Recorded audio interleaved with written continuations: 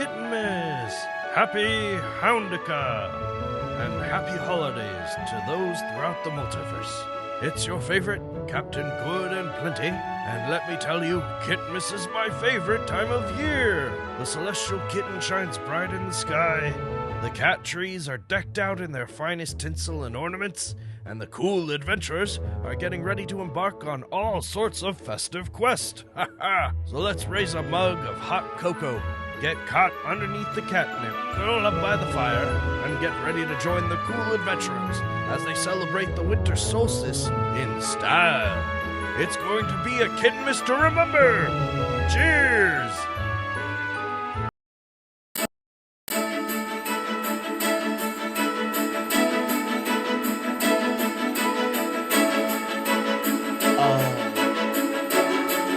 Cold fog had descended on Oakvale on this chilly, wintry night as Jackson Wainwright, the Ripped, wandered through the maze-like alleyways of the Deadly Trap District, making his way back to the Market District and the Broken Tankard Tavern. He had exhausted every possible moneylender in town, and all of them, from Scrooge to McDuck, had refused to offer him a loan. This left him with virtually no options. There was, of course, one that had been gnawing at his mind ever since he was on the mountains of death, but he could not bring himself to fully consider it. But now, as the cold air whipped around him, he saw that there was very little to do. With a sharp turn, he found himself in front of the Broken Tankard Tavern and entered it swiftly to the warmth of the hearth and the sound of merriment as orcs were singing Houndica carols. The tavern master was setting up the scratching post for Kittenmas, and everyone was drinking their glasses of egg noggin. He saw Sid, who had been gone for quite some time, regaling Fizz and Veryl about his expedition to the north and how he sold refrigerators to those rubes, the glacial giants. Sid was very proud of this, and Veryl was asking him for more details as Fizz seemed to have something weighing heavy on his mind. Ripper, what do you do?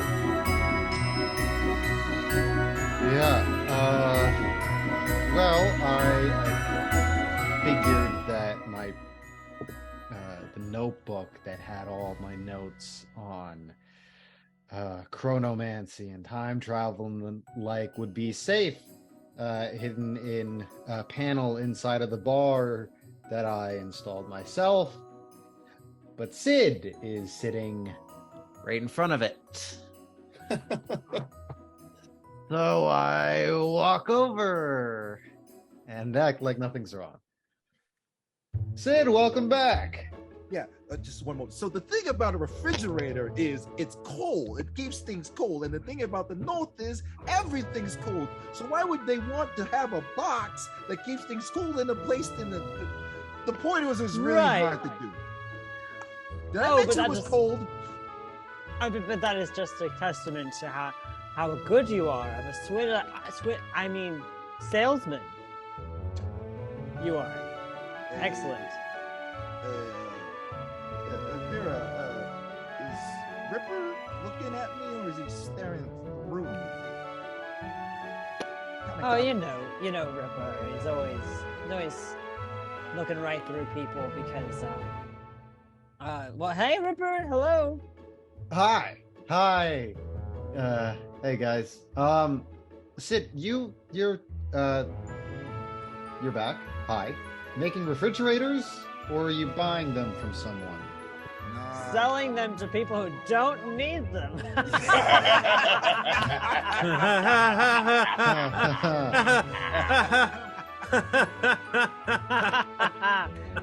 Nothing like parting people with their money. Yeah. Well, if you need someone, if you need to buy some refrigerators from someone, I can, in order to sell at a, of course, marked up price, I'd be happy to provide my expertise. Do you mind if I actually just slip by you real quick? Ripper, odd or even? Even.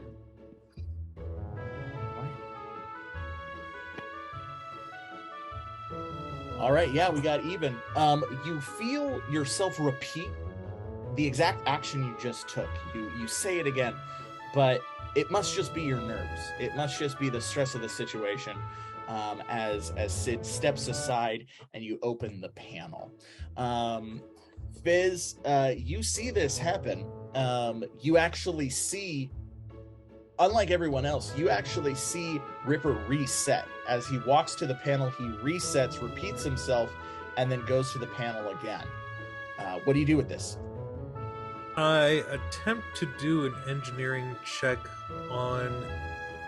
Is it his arms?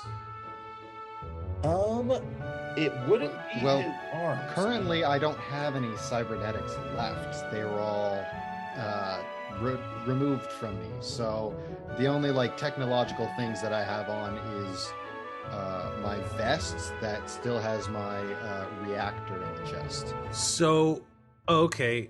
So then, yeah, I would definitely be doing an investigation and then an engineering check.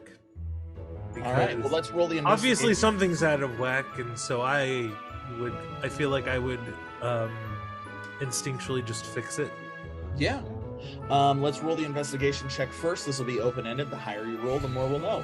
All right. And we got a 12. Yes, this is definitely chronomancy. Chronomancy is a subset of engineering. It's not obviously what your training was specialized in, but you are able to recognize the signs of it. Unlike magic, which kind of warps reality, this is using the laws of physics. It's just real bad to see this kind of stuff without a temporal stabilizer or anything like that.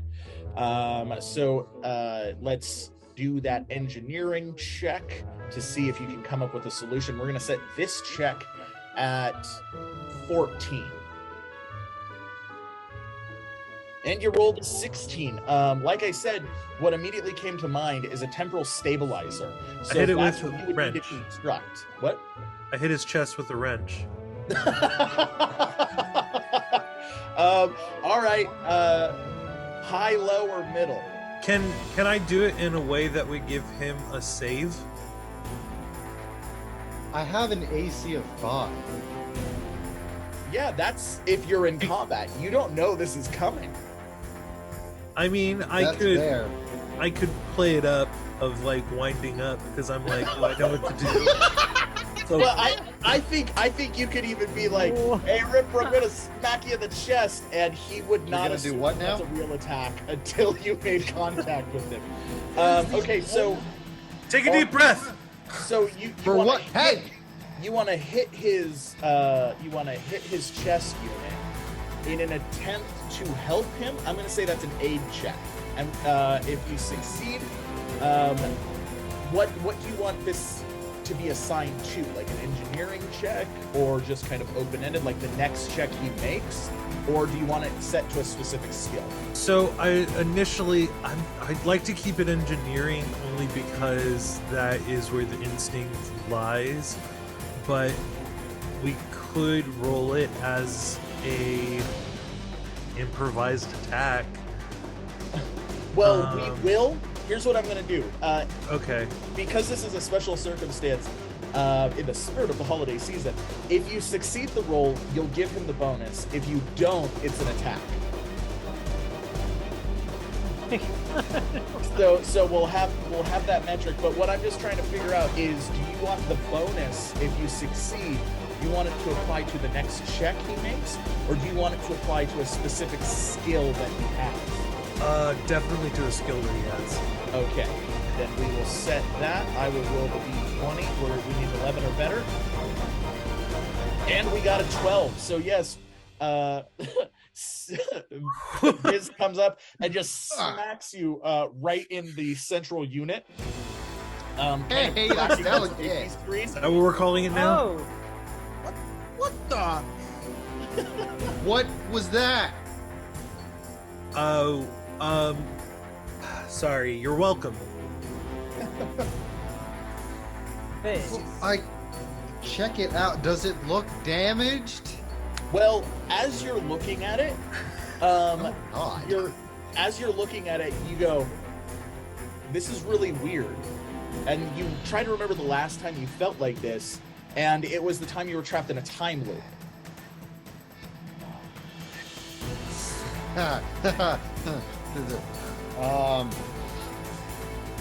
Okay. I was preparing to time travel at some point anyway, so I reach into my pocket dimension and pull out a true timepiece. And I slap it on my wrist, and it's something that keeps track of how far away from the prime timeline I'm at. Okay. But to be fair, it registers the prime timeline as the one that I initiated. So Yes. we're already drifted. I won't know how far away we've actually drifted. But it's how I far love that we you made it drift from where we are complicated now. for yourself. All right, Yes, we're going of to course. roll a d12. The higher you roll, the closer to what you described will happen. So let's roll that. We got a 7. I'm going to say yes. You opened the pocket dimension, you pulled out the true timepiece, you slapped it on, and it immediately shows you 2 different results. Yeah, which to your understanding should be physically, mathematically, and scientifically impossible. Have we Two seen different- voice in the What? sky? Have we seen this watch before? No, you can't say you've seen this watch before, but it is a very nice watch. That It's is called- not the watch we gave you for getting missed last year. Yeah. Oh, yeah, that one's actually sitting on my desk in my office. It's my main timepiece when I'm working. It's at that point that Jeremy, the idiot nephew of the tavern master, puts down your next rounds of eggnoggin, and you see that he's actually wearing Ripper's watch that you gave him last Kittenmas. Hey, Dr. Wainwright, you know, I wore the watch you gave me for Boxing Day. It's such a great watch. Ripper, we all pitched in for that. And you And didn't you even gave take it the, to you didn't even take the tag off the watch. gave Yeah, it to this I'm never group. gonna take it off because I know how expensive it is. And also that it's from the Cool Adventurers to Dr. Wainwright. I think getting re-gifted is the ultimate expression of love. Well, yes. I mean, you're welcome. You're Yeah, welcome. you're welcome. You didn't give it to me, he did. And then he walks away. I mean, he's not wrong, but we did give it to you. And you know what, Ripper? You're allowed to give whatever you have to whoever you want. I just thought that it would be more useful in his hands. The kid needs more, you know? I just gotta say, I'm being torn in multiple directions. What do I react to? The random wrench assault from Fizz, Ripper's weird watch, or Veryl being slightly more agreeable today? Oh, am I being more agreeable?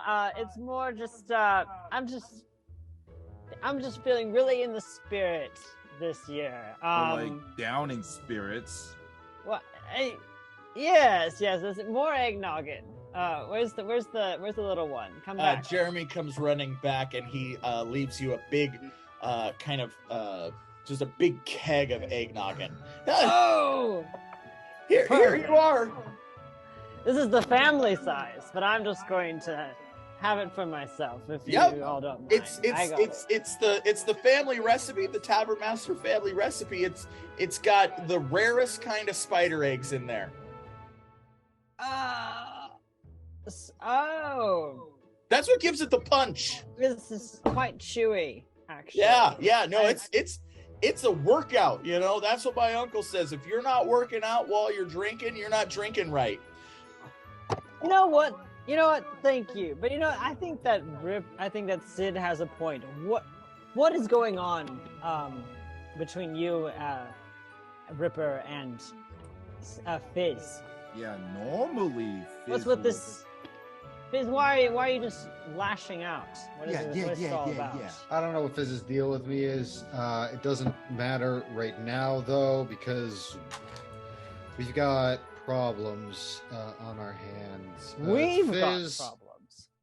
You're a bard. Uh-huh. Yep.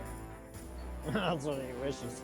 You I go severe on you that. specialize in any unique kind of pheromancy, I'm assuming? Control over machines. Can I roll a check to recognize what that is? Yes. That would be an engineering check, so 1d20 plus 1d6. We'll leave this open-ended. 11. I'm pretty sure you slept through the course on scientific names. So you know everything by its layman's title, not necessarily its technical terminology. So yes. is To be fair, right of after I said attraction. be yes, fair, sound right flaps. after I said pheromancy, I did say control over machines. That does not help him in this situation. Cool. Even though it's the exact Oh, you're talking about the button switchers. Yeah. Ripper, odd or even? Odd. We rolled a 3. All right. Yeah. Both of you experience time repeating. You go back to Whiz bum Jeremy bringing fingers. the keg of eggnoggin, but instead of setting it on the table for Veryl, he actually trips and spills it all over Veryl. Oh, I'm so sorry, Mr. Dryadalis. Oh my gosh. Oh, let me get a mop. It's quite all right. I know that you're quite neglected by your parents, and it's not your fault they didn't teach you balance. Yeah, Oh my my God. stupid parents, dying and all, leaving me an orphan. You're right. I've been neglected. Yes, I forgot that your parents died in a horrible fire. Yeah, it was a really bad fire. Well, could you go I remember that. Yeah, it happened underwater. That's the weirdest part. Oh, yes, quite an interesting story. It made it into the Oakvale Times. Could you please just clean this up? Wait Take a care of minute. this. Isn't that the watch we gave Ripper last, Kittenmas? And the tag's still on. Oh, yeah. I got this from Ripper. He regifted it to me on Boxing Day. You know, Ripper, we all pitched in. We all pitched in for that. That was quite a. It's half of my bounty for. I bought it and we all put our names on it. You guys, we all put our names on it, right? Mm-hmm. Yeah. Mm-hmm. But Hey. I did buy it. Anybody feeling deja vu Liz, right you- now? Hold on. I'm gonna circle back to this. What's the situation on my watch? Voice in the sky? Now there are 3 concurrent prime timelines. Oh, that's fucked. Yeah. Well, how do you even do that? I'm just furiously going through my notes on how this all right, shit I'm gonna works, say this what is to an do in this engineering check. situation. And you get the bonus D6 to it. But it doesn't help you because you fumbled! You have No! a critical fumble, a nat 1, folks. A nat And this 1. is why we have 3 prime timelines, because of this nat 1. Yeah, so let's why don't you tell me what happens on your nat 1 engineering check to figure out what's going on. Yeah, I think I find exactly what I'm looking for. And it's really simple. And I pull out like a bunch of tools and machines. And I start putting things together, reading through the equations. I'm flying fast, and I'm inspired. I know exactly what to do. And I realize when it's done, I get to the last page, and it's like, here's what you're going to build. Because instead of writing, this is how to make this, I wrote, this is how to make something. This is what it is. It's another timeline bomb. And as soon as I finish making it, we rewind back to as Jeremy's running over, and it's not there anymore. Yeah, I love it. Yes, you have inadvertently created a timeline loop that ends with you creating a time bomb and then resetting it. Yeah, perfect. So now we have our scenario. Jeremy comes running up with the eggnoggin, but instead of tripping and spilling it all over Veryl, he trips further back, falling into the orcs who are singing Houndika songs, and they immediately just start beating the ever-living shit out of him. They're like, "How dare you! This ain't the holiday spirit!" And they just start wailing on him. The tavern master leaps over the bar. He separates everybody. He starts pounding on the Houndika revelers, and he's like, "Everybody out!" Oh, that includes us, huh? I said everybody.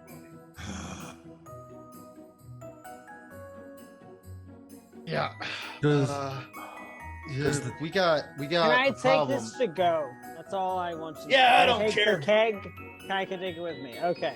Well, I'm all right with that. Let's all go out into the Let's go outside. We got to talk. Wonderland. What?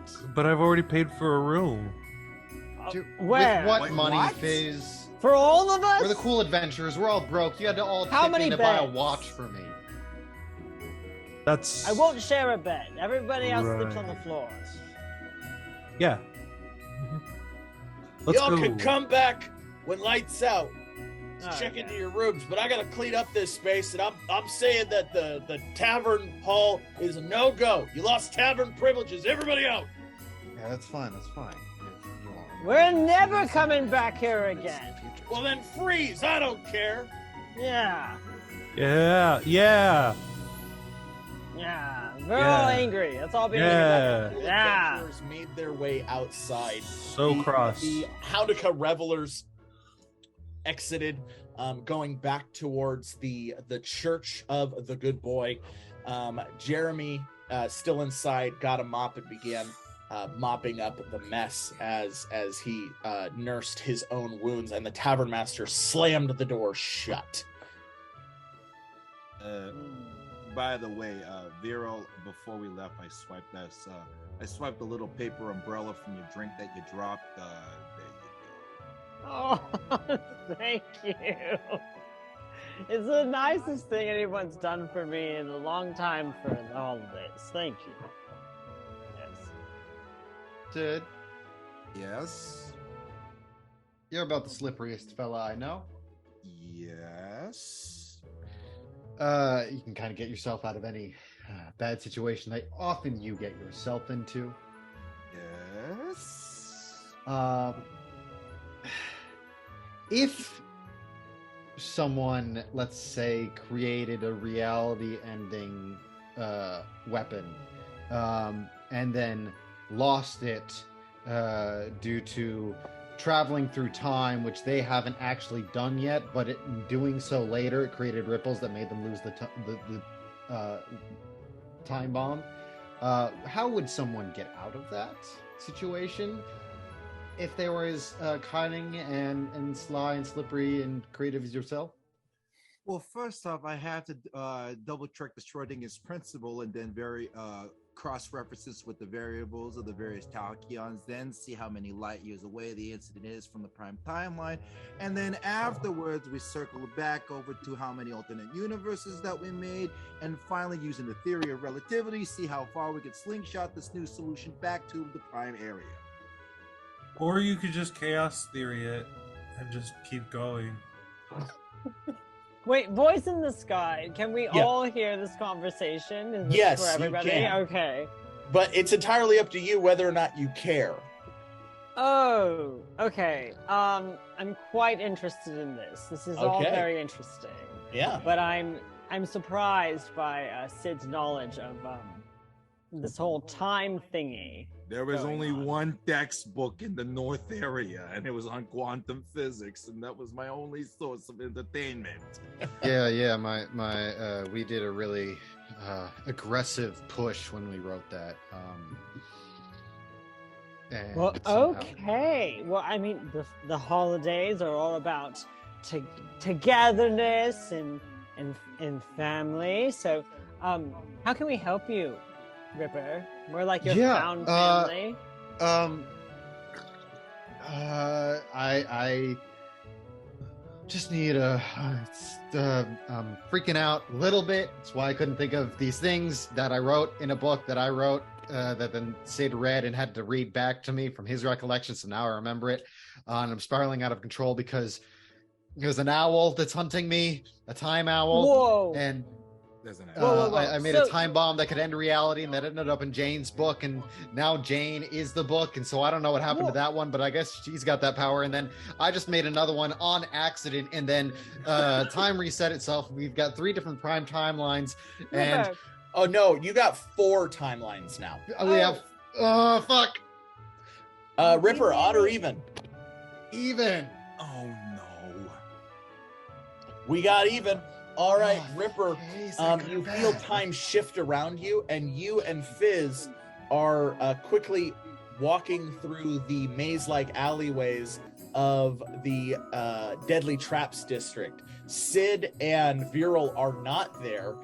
Your mind is immediately filled with the thoughts of how much debt you're in. You just got out of a meeting with McDuck, the last money lender in town, who laughed his ass off at your proposition of the loan you were offering. But as all of this floods back to you and you're overwhelmed with a sense of deja vu, there is one thing that is noticeably different. And that is the fact that Fizz is standing right next to you.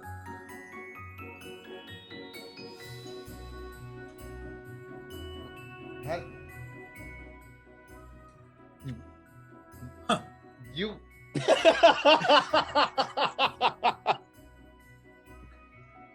why are you here? Me. You're just waiting. Are you waiting outside of McDuck's office to get yourself a loan? Because he just laughed at me asking for mine, No. and I never thought that I'd get laughed in the face by a man with the name McDuck. But here we are. I'm at that point in my life. No. I'm not sure how I got here, but I'll Didn't that tell nog you a bit what. too hard at the tavern? Here we are. Yeah. Voice in the sky. How much do I remember, or does Fizz remember of the other timelines? Both of you remember everything, but the nature of this kind of time anomaly is your memory of what happened is slamming into your current memory. You know, because in essence, you should, when you revert back to time, you would just have the memories that you had up to that point. But because there's something wrong with this time anomaly, everything you learned is smashing back into everything that you currently know. And so it's all a jumble. It's up. Okay. It's not exactly clear. You definitely, both of you remember being thrown out of the Broken Tankard Tavern. You definitely remember that there's some type of time loop thing going on, but you don't entirely remember if that's a dream or if that's actually happening. Because now we've gone so far back that you didn't even take your true timepiece out. So you don't even, and so, you know. Now, however, Fizz has a perfect temporal memory for this. He's remembered everything. And that's up to him whether or not he's going to tell you that, because when he whacked your central unit to provide you the aid, it linked you two together in the temporal anomaly. Best friends. Oh, fuck. We're just the best friends. Right. This is gonna sound crazy. I think somebody's messing with time. I haven't seen Deeds around in a while. Are they back? Or did you? No, you're not up. Deeds, the dwarves, unclear. I don't. They were here a while ago. They were looking to do stuff with time travel. They taught me a lot of what I know about time travel, and then they just up and vanished. So are they back, or is something? Fuck! I need to go. I need to, and I reach into my pocket dimension and pull out my true timepiece, and I slap it on. All right. I'm gonna figure out if there's time shenanigans going on, whether or not we are in the prime timeline, and if not, how diverged we are from it. I just need to do this thing so it doesn't lock this timeline as the original, and bang. Oh, You receive a chime that says original timeline, and then it goes original timeline B, original timeline C, original timeline D, original timeline E. And then you get a notification, 6 prime timelines. so we're in alternate Q, I think. I always forget what comes after Q. After in Anyway, the alphabet? yeah. Is it? It's R.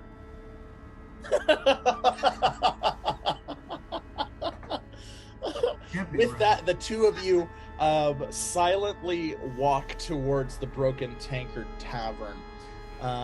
As you enter the Broken Tankard Tavern, the cold of the night, foggy air is immediately challenged by the warmth of the hearth. You hear the sound of orcs singing Howdaka songs, and as you look, you see Sid regaling the group about his latest adventure, selling refrigerators to the glacial giants. Sitting in front of him, listening and enthralled by this, is Veryl and Fizz. But as soon as Fizz enters the Broken Tankard Tavern, the Fizz that was talking to Sid and Veryl phases out of reality with like a muted scream.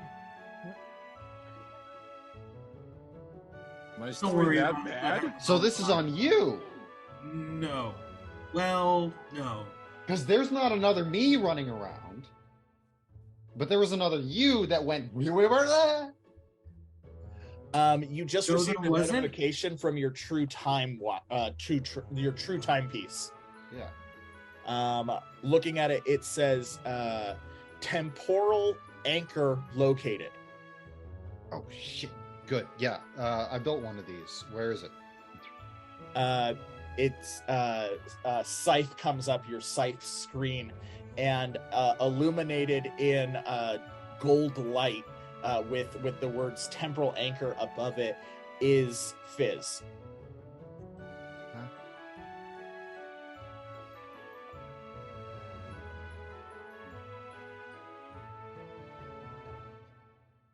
You're the temporal anchor?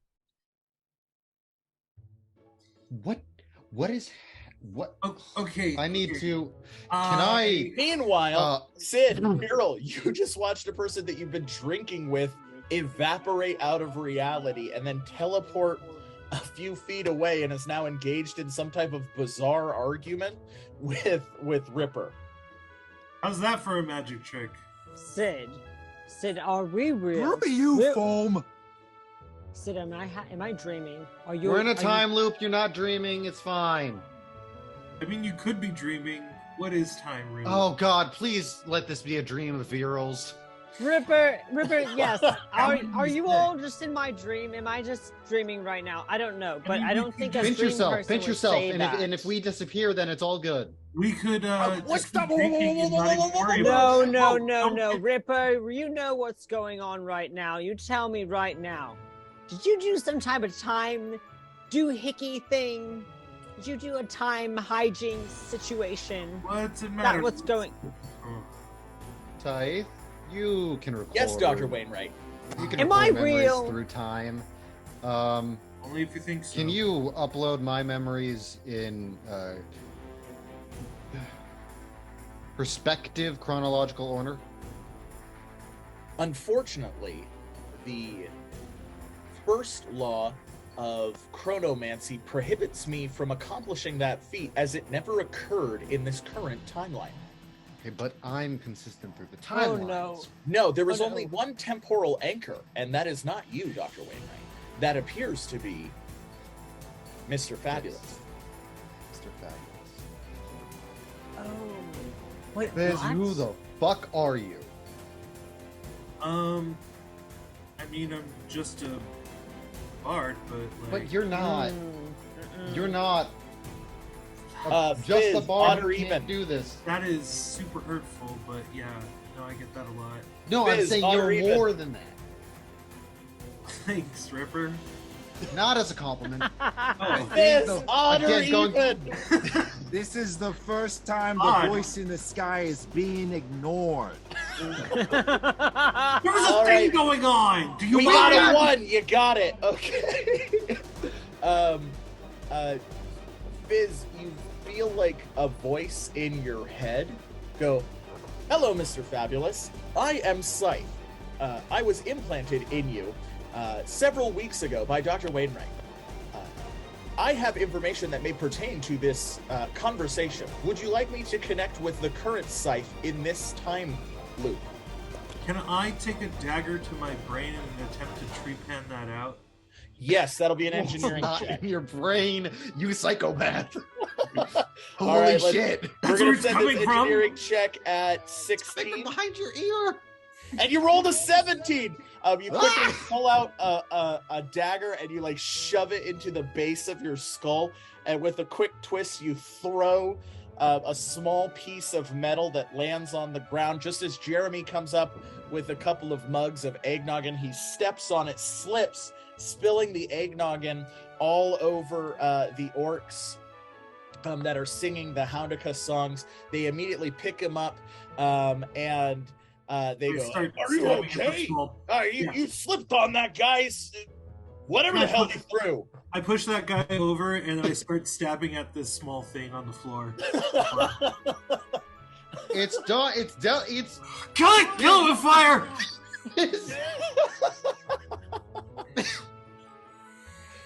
This is Fizz? What's I'm gone into surrounded by you? idiots. I'm surrounded by morons.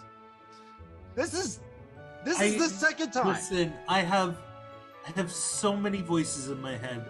There was just one that didn't sound right, and I don't need more moving in. Have you ever thought about listening to the voice that tells you to stop? That's a great voice to hear. That's a voice I listen to all the time. I must quiet him at all possible moments of my life. You got so loud there for a second. How did you do that with your voice? I just moved the mic closer to my face like this. Oh, oh, what now? Wait, is the only reason why you've been carrying around that microphone for was this very specific moment at this very specific time to make one offshoot line sound slightly louder than the rest? No. I mean, carrying the microphone around is the only thing that made me assume that he was actually a bard. Not, and then I hold up my triangle. Not this.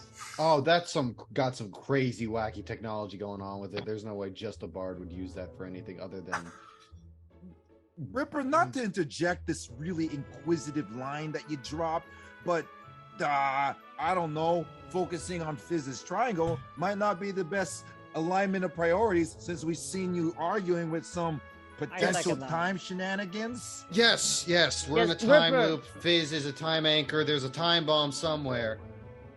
I've always wanted it to be a hot, heavy thing that sticks to the ground.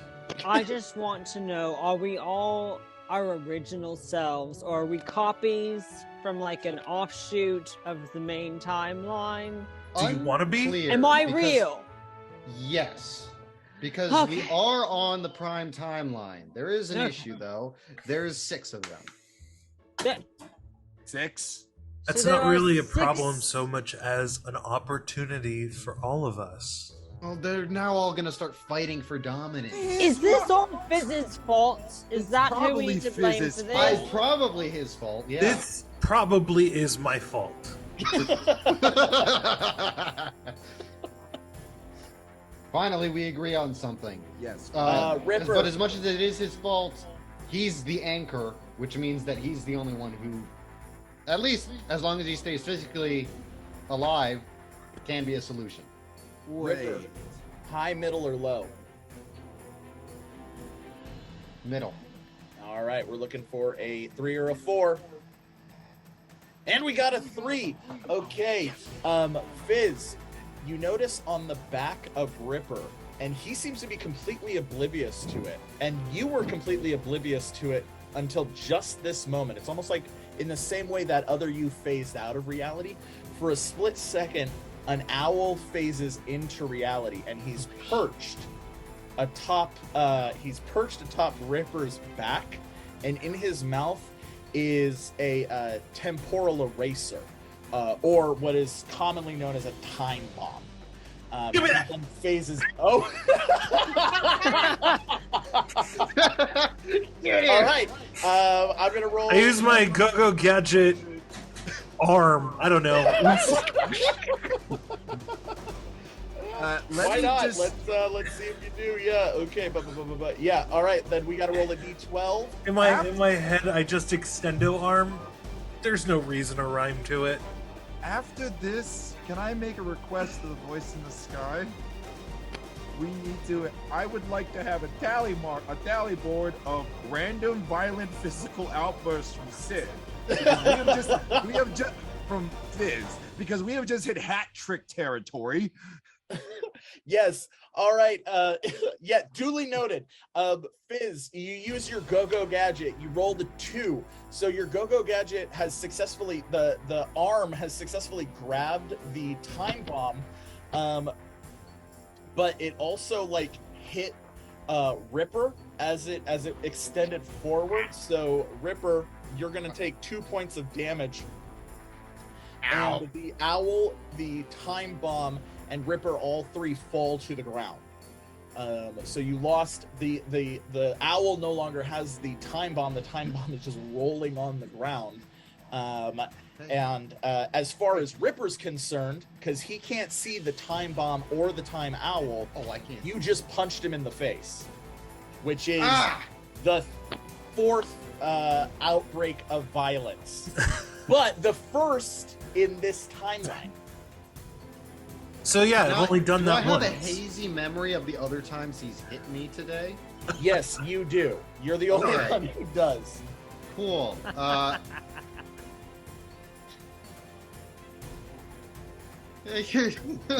As soon as he Ripper's gets got a up, lot I of just cool hold gadgets, up the time right? bomb like this. Just At this point, Siri, you're not the AI I'm talking to. He's got a lot of cool gadgets. An orc stands up. How dare you? I'm not an AI. I'm your lover. And then she runs out of the Broken Taker Tavern. he and she or they. One time, reaches into his pocket dimension and just pulls out a gun and shoots Fizz. All right, I got to roll a d12 for that. Let's see how we I do. mean, it's like a blaster. You rolled a 2. Yes. You pull it. You shoot. Just as Fizz holds up the time bomb, which Not you again. Oh fuck no! and both of you are teleported back to the alleyway. You can hear McDuck laughing as his bodyguard slams the door shut. You're holding the blaster in your hand. Your true timepiece is not on your wrist, and the time bomb that you were holding, Fizz, is gone. I go to hug Ripper, and I compliment him for his timing. What the fuck is it? Why do I have my? This was the prototype. Why are you? Get off of me! Oh, sorry. I don't like it when people touch me. I get that a lot. Why are you here? I missed you desperately. Why? Um, Nobody does that. Wait, hold on. We've done this before. no, we haven't. Math, my Dr. head. Wainwright. Anyway, this was fun. We should Yeah, do this what is it? less often. Fizz begins quickly walking away. I've detected a temporal anomaly. There is an unidentified temporal anchor in your vicinity. Can I just like keep power walking away? Yeah, Where's- you're just like hustling. This was fun. Goodbye. Locate the anchor. You begin to scan, and the anchor is Fizz. Fizz, what the fuck did you do? I can't hear you. Goodbye. Wait, it did. Also, God. I don't seem to detect a scythe unit implemented in Mr. Fabulous. When did you? And do I see him just actively bleeding? Yes, there is a small wound at the base of his skull. All right, yeah, I warp in front of him. I'm like, hey, what did you do? What you took out Scythe? You're a temporal. I clap anchor. his Are you ears. fucking with time? What? Yeah. He clapped. Yeah. I'm gonna say Ah! this. Slap him. Well, hang on. I'm gonna roll a d20. This is an assist, 5 or 10 or better. Yeah, we got a 16. All right. You can provide him a bonus to any skill check. What? Essentially, you provide- did what you did last time. When you hit him with the when you hit him with the wrench, you essentially did the same thing. When You he boxed did my that- ears. So helpful. Yeah. When he did that, suddenly all of the memories come back in sequential order. Oh Just no! like a split second. No! Ah. Oh, why am I so helpful? What happened? Wait, whoa. You hit me in the face. Why'd you hit me in the face? You did No, I it didn't. again. And then I slap him. Ah, I slap him. Both of you take 2 points of damage. Ow. Am I back to 12 and then back down to 10, or did I stay at 10 because this version of me never got punched in the face? I slap him I again. only remember being punched because in the all face. of them are the prime timelines. Oh, fuck damage yeah. carries over. Okay, cool. Damn temporal anomalies. All right, we gotta find that time bomb, and we gotta get at. Are we on 7 now? Activating your true timepiece, it says there are 2 prime timelines. Whoa. So the How do we other do that? 4 have vanished. We went back to before most of the splits happened, so now there's only the primary and the sub split. Okay, I mean, but- I don't know. yeah, but that would only work if Would you like to hear a jaunty tune? you took an anchor with you, and then if you create 2 anchors in the same place, it strengthens how much. Scythe, did he just make me an anchor? Scanning. No, you are the source of the temporal anomaly. That can't be right. Did I will hear that? recalculate. You can't because Yeah, because you you took the took chip it. out. You just Excellent. see him kind of talking to Even himself. better. No, that can't be right. Oh, and they call me crazy. Okay. Dr. Wainwright, would you like to discuss your inability to accept harsh truths at this time? I can initiate Veto. therapy. Can I turn around and leave? Yeah. Fizz, Fucking hold on, away. wait. We gotta. It was in the bar. If we're back down to before the sub split, maybe we're in the bar and I'm making the time bomb right now. Good luck with that. I have to busk for the next 3 hours. What? I just put. Yeah, you're an artist. You're poor. I get it. Come on. No, I need them. I'm Okay. gonna grab him by the nape The of his two of neck you and just. head straight for the Broken Tankard Tavern. As you enter, you see Jeremy trip. As you slam the door open, he's startled by this. He trips and spills eggnog all over himself. far away from both the group of orcs who are caroling, as well as Sid, Fizz, and Veryl.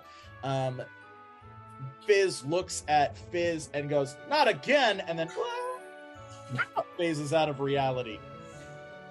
So even the even the variant versions of you remember that there's a time loop, and remember That is how vanishing temporal before. anchors work, Dr. Wainwright. Yeah. I will discuss this, but we have to address your inability to accept harsh truths first. Another time. Is there another version of me at the bar? No. Fuck. But what if there was? Then we'd stop him from making the time bomb. Oh. Boys You in the wouldn't sky. have. You can.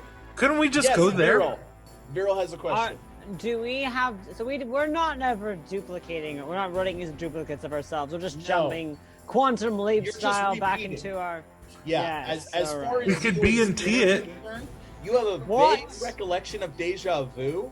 Ripper, we Yeah. could just What's B&T it. happening is That's the reality time. is resetting for you. So you're just So trapped in Sid a and loop. I are still talking about refrigerators. Yes, and you're talking I'm about refrigerators. very and lube. amused at how he swindled these people from the north into buying things they don't need. Okay. Veryl, do you feel something different? I mean, I feel something from all of this eggnogging. No. Can I get some more, please? No, something. Jeremy different on from the ground, eggnog. covered in eggnog. And one second, Mr. Dryadalis, I'll get right on that. You know, Sin here thinks that maybe this eggnogging is making us feel like there's a time travel thing going on. Yeah, no, the thing is, this I feel an unrelenting amount of disgust towards Fizz. Sid, that's normal. that's normal, yeah. That happens a lot. No, this is What not normal. Ripper said. No, I think you're right. I think I Sid, feel. I think Would I you feel like it too. Would you like to roll an investigation check? Yes. All right, we'll roll an investigation check. I'm This will going be- to say this is actually tipping off my Sid Ripley, my danger sense. Oh yeah, your Sid sense. All right, then let's roll a d12. Never the- question this. The higher you sense. roll, the more you'll understand about this situation innately from your preternatural Yes. city sense. We got a 10. Yes, you remember that the only thing you could read while you were with the glacial giants was that manual on quantum physics and temporal anomalies. And what you specifically remember is the kind of insanity-inducing effect of the proximity to a temporal anchor. Temporal anchors, if you are traveling through time, retain the knowledge of each time iteration that they're in. If they're also in a time anomaly, they replace each other so that they always remain consistent, where everyone else resets, essentially negating what had happened before. The only way to fix this kind of problem is to figure out the source of the temporal anomaly. And to buy a lottery ticket for the next time it happens. Exactly. So, so Ripper, we could just B&T it, and what we could do is we're going to go back to now from the future and hand us off another time bomb, which we'll place right, and then I reach behind his ear and pull out a time bomb. But we have to remember to do that later, otherwise this won't have happened. Fizz. How did? Okay. Yeah. You can do it with a lot of stuff. It's actually really easy, but like, you just have to remember to do it later. How often have you time traveled? Never? That's fully. That's it. Time out. Wait, Time yeah. out. I'm going to go ahead and roll. It takes a liar to know when someone else is lying. I'm reading that poker face of his right now. All right, we are going to do a perception check. Which is one of my. You need a. Oh, you got a nat 20, so why don't you tell me what happened, Sid? Oh, so you know when they say that when you're lying, you look to the left? Well, Fizz is lying so hard that his eyeballs his irises, his pupils go all the way left, roll back into his head, and come out the other side. So did I look your left or my left? It goes all the way back. It's so left is right. That's So in how it essence, works. My left. Or yours. Fizz, with this, It's your with this kind of left. being caught, you feel compelled to reveal one truth. It is up to you what one truth you want to reveal.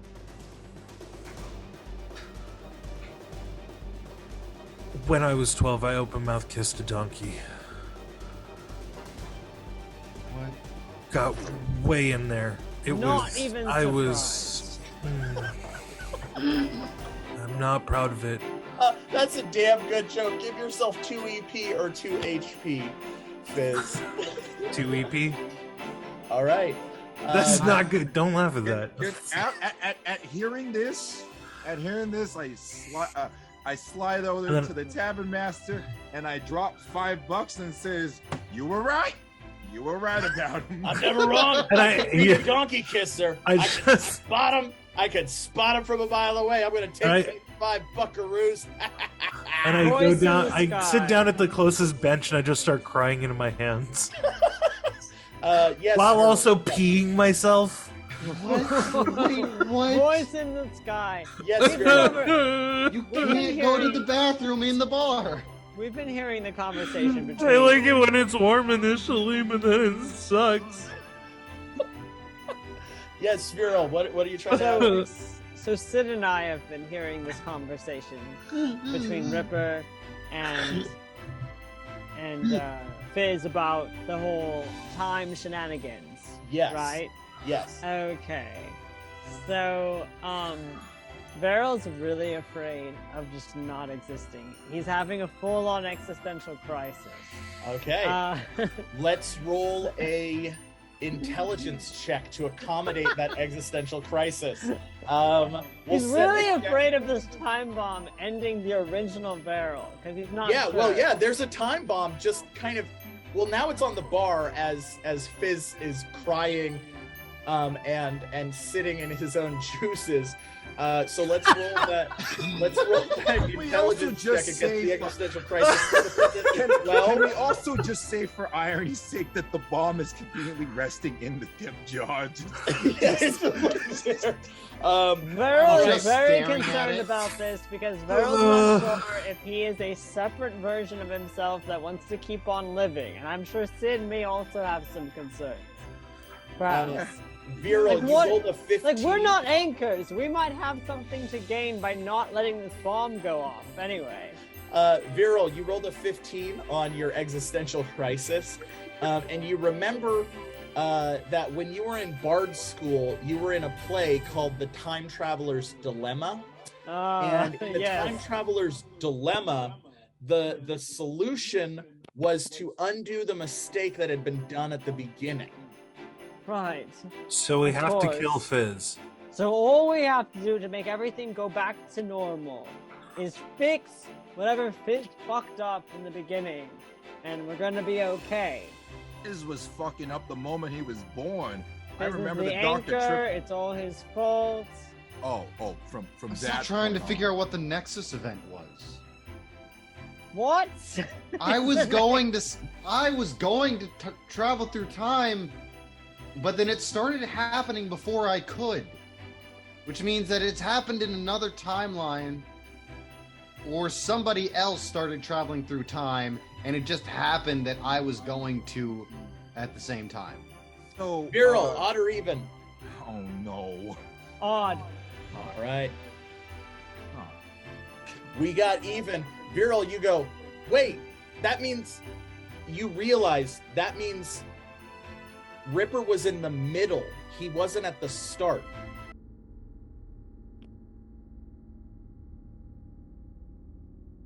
Wait. Oh God, Fizz just vanished. There, no, our anchor. We're not Sid, Fizz, yeah. Oh, we're fucked. Do you tell this information to the rest of the party? Well, we can all see that he's just disappeared again. Yes, we no, can he's see it. disappeared. We've Ripper, what does that mean? If the temporal anchor is yanked from your timeline, then your timeline is not the original, as they are returned to the original timeline. Wait. We're variants. Oh, fuck. Stop They it! have to delete our timeline. We This have to fight sounds that. kind of Delete them good, before they can actually. delete us. This sounds kind of exciting. Does this just mean that we don't have a time and we don't? we're No. just It means that frozen and- Veryl, do you want to continue existing? Yes. You begin to hear a beeping, and you all look to the tip jar as the time bomb goes off.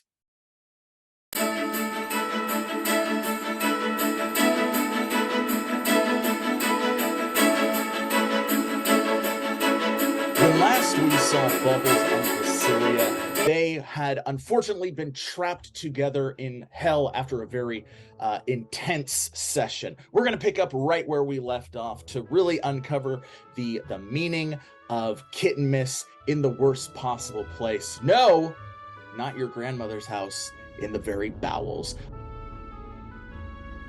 Are huddled under a outcropping of rocks as rain of acid pelts down, singeing everything.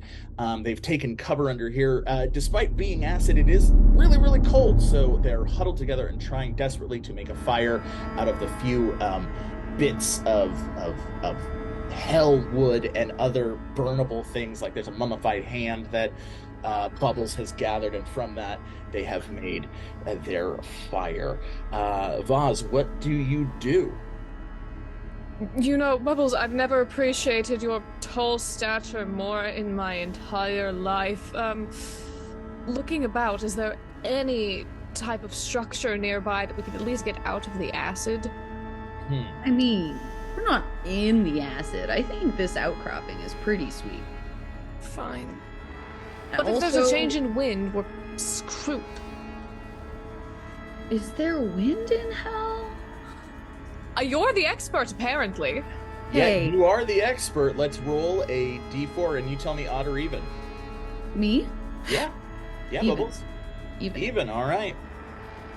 You rolled even, so the wind begins whipping around. It doesn't blow the acid rain into the outcropping of rocks, but yes, there is in fact wind in hell. There are all kinds of, meteorological features. What is interesting about the wind in hell is it's accompanied with a screaming that sounds like this. And if you step out into it, it flays the flesh off of your bones. Okay. So there is wind in hell. Glad So we good to established that. So good. I'm gonna back up further against the outcropping. So I would love to go find somewhere a little more stable to stay. My concern is that as soon as we step out of here, it's acid rain. I don't know if we can get to anywhere. Can I look across the wall of the outcropping to see if there's anything that looks like I can punch a path through it? Yeah, sure. I'm gonna say this is a nature check, one of your skills. I have proficiency in that. Yeah, then let's roll a d20 plus a 1d6. And we'll set this check at, well, it'll be open-ended. The higher you roll, the more I'll tell you. All right, and we got a 20, a dirty 20. So yes, you notice that in the outcropping of rocks, there does seem to be what looks like a pile of rocks that seem to be covering a cavern, the entrance to a cavern. And so you quickly begin pulling the rocks away, and sure enough, you reveal a narrow, cavernous entrance that just descends deep and down. But the Can I air... just grab? Sorry. Oh yeah, okay. You just grab them. Oh, did I freeze again? I grab Vasilia and I just toss her in. What is this, your vacation home? Vasilia, you begin sliding down the hole of the cavern. High, low, or middle? Middle. All right, yes, you got a 4, so you land safely at the bottom, landing atop a lot of rotting imps that have been trapped down here. So when you land, it kind of squishes and explodes with devilish ichor all over you as bubbles come sliding down, landing. Can I do an athletics check to land really, really cool? Absolutely. We'll set that athletics check at 16. All right. So you got a 7. You can take the failure, or you can burn some EP to turn it into a success. You know what? I'll take that failure. All right. Yeah. You try to like jump off of the lip where it opens up to do a flip, but your boot gets caught, and so you just slam into the wall, and then fall. But then you land and your ass up, just kind of like in a bunch of imp corpses. Just kind of like like that. Bubbles, in an attempt to preserve your dignity, nice ass. I come up spitting ichor everywhere. Thank you. It's so true. It is really nice, huh? Kind of bubble. Oh.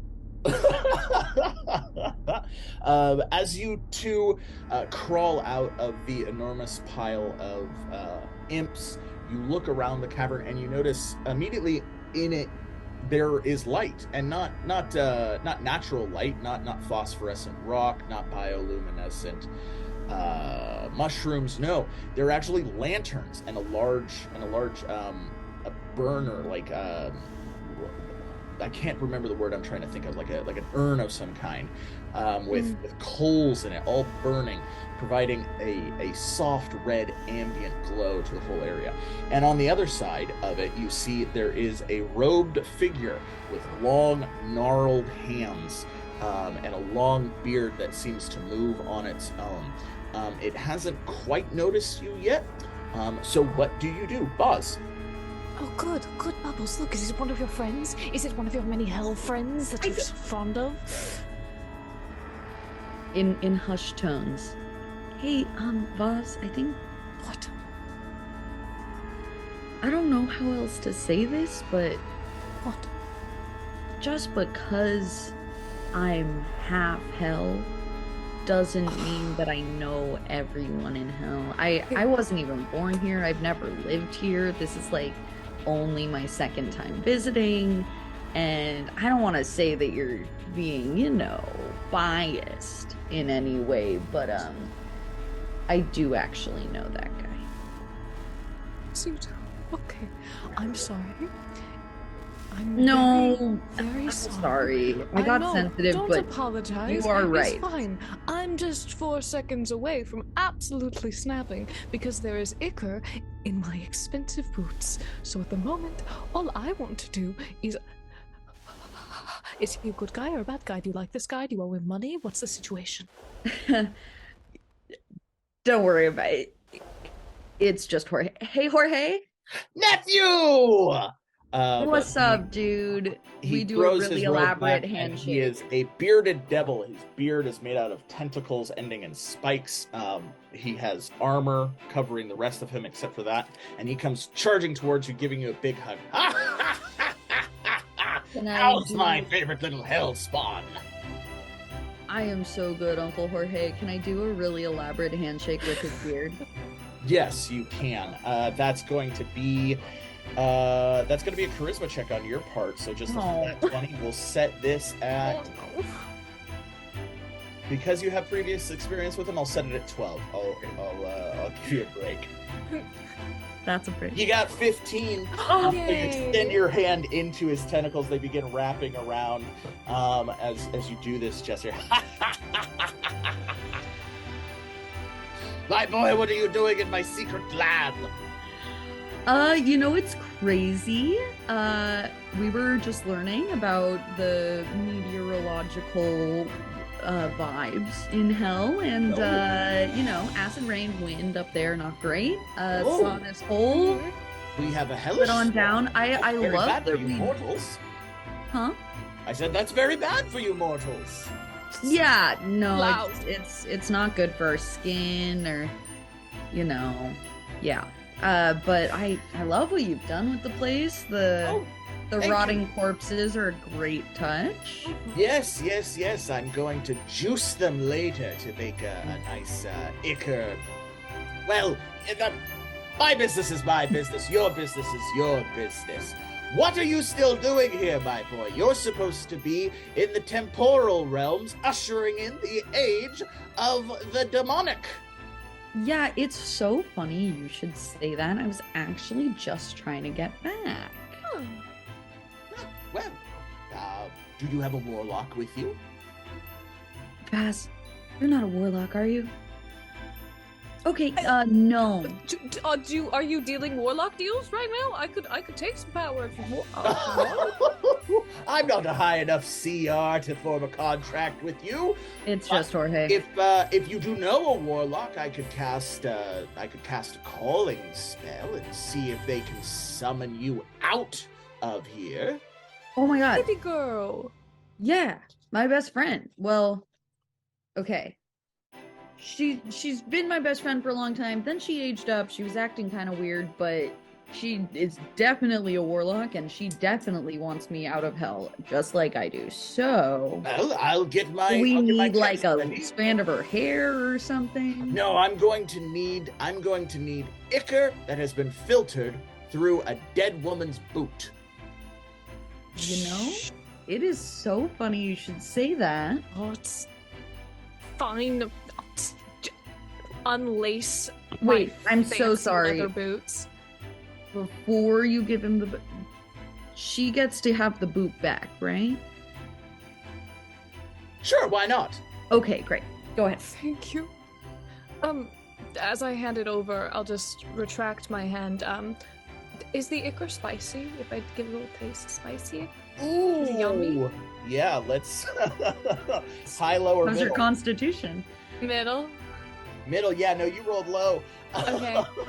How we doing? How's that taste? It's very spicy. It's very spicy. Oh. Take 2 points of damage That's as, so as fair. you just have like eating a ghost pepper. You're having like a psychedelical trip of how spicy it is. Oh, I wouldn't have done that. It's not the All worst right. thing I've put in my mouth. It's not the worst thing. Now you big bad boy, I'm going to need you to start juicing these imps and fill up this whole boot. Meanwhile, in Oakvale, Jayne had been doing all the studying she could about Gruber the Grinch, Grubernacht, and other various aspects of scoundrel society. This is the first time she actually had done research of her own volition without the book just immediately providing it. So she went to the library, gathered books. All of the books were very general and vapid in regards to information. But after a few prying questions at Sid, she was able to gain access to the secret black library of the Rogues Guild in town, the Sharks. And with that, she was able to find a plethora of information. And as she looked over, she became more and more excited about the upcoming Grubernacht and who she would pilfer things from in the spirit of the season. Jayne, what is the most interesting thing you've uncovered about the intricacies of scoundrels, whether that be rogues, hunters, engineers? Well, scoundrels, when they are on Grubernacht, love to go to the coasts, and they call each other Bubby a lot, which is very interesting. I think this, Hans Bubby started it. Love to go to the coast, which is good. But then the grizzled King Nakatomi created his large tower in the way of Hans, and he was not too happy, so he thought he would take it over. But there was the Yippee-Ki-Yay Cowboy who came in, and the Yippee-Ki-Yay Cowboy decided to ruin Hans's Grubernacht once and for all. It was very sad. Yeah, it was. It was very sad. Well, I mean, there's no accounting for Minotaurs. They're gonna do what they do. But luckily, as Gruber the Grinch fell from Nakatomi Tower, he transcended, becoming one of the prophets of the rogue faith, and now he sneaks through every Grubernacht, stealing the riches that other people have forgotten in order to teach them a valuable lesson about appreciating things. Yes. That's pretty good. Also took over a tunnel, but that's a whole nother Grubernacht. That's a whole nother Scoundrels holiday. It's a fun one. That one's Vengeance Knock. That one's a fun one. All right. Well, as you are reading through and seeing that the appropriate drink for Grubernacht is something called it's called a frizzy spritzer, which is a cola drink rimmed with unicorcane. You begin drinking your fizzy seltzer, and you receive kind of a blaring, like a thought enters your head, but it's not your own thought. It's a voice. Hello. Hi, head. Hello. My name is Jorge, the deal broker. I am a bearded devil of the 7th plane of hell. I apologize to intrude upon you, oh powerful warlock, but I have a bit of a proposal for you if you are interested. Okay, let's do it. All right. In order to initiate full communication between us, I will need you to find a piece of paper and write your name on it. Okay. Do you want my name that everyone calls me, or do you want my real name? I'm going to need your real name. Okay. I have to find a paper. There's one in this book. Okay. Let me find a pen. Okay.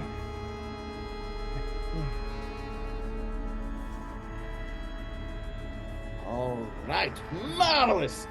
As you pen your name, Jayne, suddenly out from the hearth, a torrent of flame emerges, and there's a flaming devil standing before you. He's astral projected. Ah, yes, marvelous. Marvelous. He takes a piece of paper and it bursts into flames. Now we are able to communicate at any time until the contract is fulfilled. Marvelous. As I said, I am Jorge the Deal Maker, and I have for you a proposition. If you will enact one of your occult rituals to summon me to the mortal plane, I will bring with me 2 compatriots who have become lost here in hell, that being Vasilia Cruentus and Bubbles Raffnet. Oh, good, Bubbles, because I really want to explain a lot to Bubbles. I feel really bad about the way it doesn't matter. Yeah. Yes, okay. Yes. I have no idea what that's about. Your business is yours and mine is mine.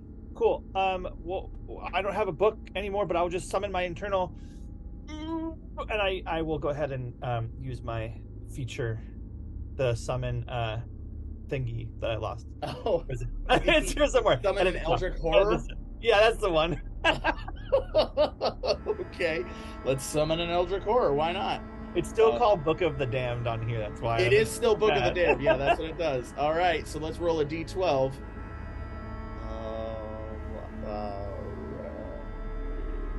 11, yes. Oh no, I'm sorry, not a D12. It's a DC 12. My bad. You got an 18. That's good. Yes, you summon Jorge. He physically materializes out of the astral projection. Iron wreathing his limbs and his face, except for his tangling tentacle beard. He has a thick robe made out of leather hide that definitely doesn't look like it's animal, and he's fully materialized. He's got a big book in his hands. He says, marvelous. Well, thank you. If you will just sign here for the extension of the contract. Where's my friends? Oh, yes, of course. He snaps his fingers, and from the flames, Vasilia and Bubbles tumble out. Never let it be said that Jorge, the deal maker, does not follow through on a contract. Now, if you would just sign the extension right here. Okay, I'll sign it. And I just sign it. Oh, Marvelous! And then he disappears. Cool. That was fun. Hey, welcome back. Hey, okay, first of all, Vaster, Uncle Jorge. love everything. Bubbles, hey, look, I was a real bitch, and I'm so sorry that I treated you so bad, and I really apologize for trying to make you drink that drink when you didn't need to or want to, and I was really shitty a friend of me. I'm so sorry. What? You're a great friend. You were just like, I don't know, you were flirting with me and like, you know. I mean, you are really attractive. We all know this, right? I mean, of No, that's course true. I Absolutely. am. That's You 100% just, true. you know, I'm It's an used to- empirical fucking fact. He's the most handsome man in Oakvale. Yeah, and I have hormones now, which I didn't have before, and so they talk sometimes for me. Hey, No, what are the rules, Jayne? He points to a sign. No hormones in the pub. No hormones in the pub. Keep it in check, or I'm gonna have to throw you out. Okay, I'm sorry. It's okay, Jayne. I just, you know, I'm used to you being not a person with hormones, and it was a lot. But I'm glad we talked about this. Vass is here. Yeah, hi. Oh my God, Vass! I completely forgot. When I was in hell, I met a guy who said he knows you. I certainly. Oh, that could be very bad, actually. Did they look he cultish? seemed like someone who was your friend, not an enemy. His name was, I don't know, it sounded like yours. It was like with a D. British accent? The British. Hi, God, can I roll a wisdom save? British.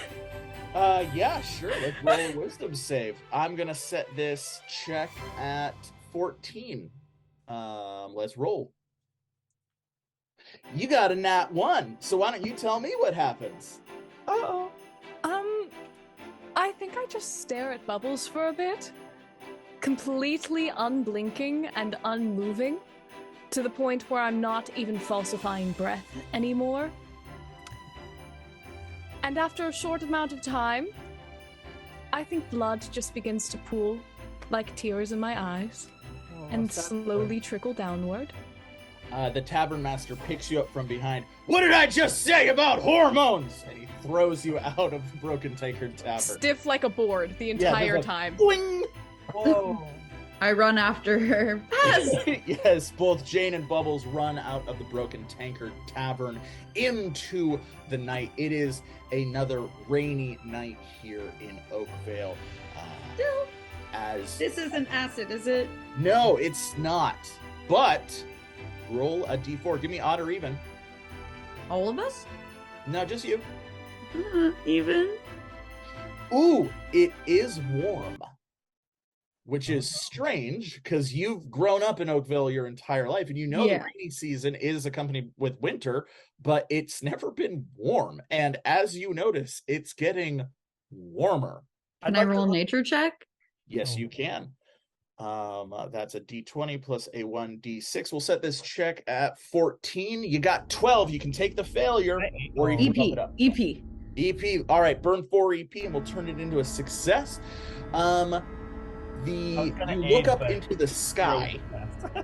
You look up into the sky, and just beyond the cloud break where the rain is coming down from, you see an enormous, hellish ship, very similar to the one your father showed you as part of the invasion plans. Uh-oh. Hey, guys. Yeah. Fast. Can I give her like a gentle little slap? High, lower, middle.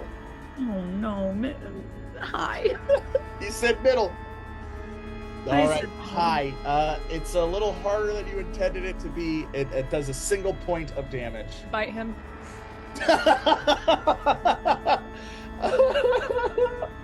All right. The hand goes by my face, and I just chomp down like a feral chihuahua.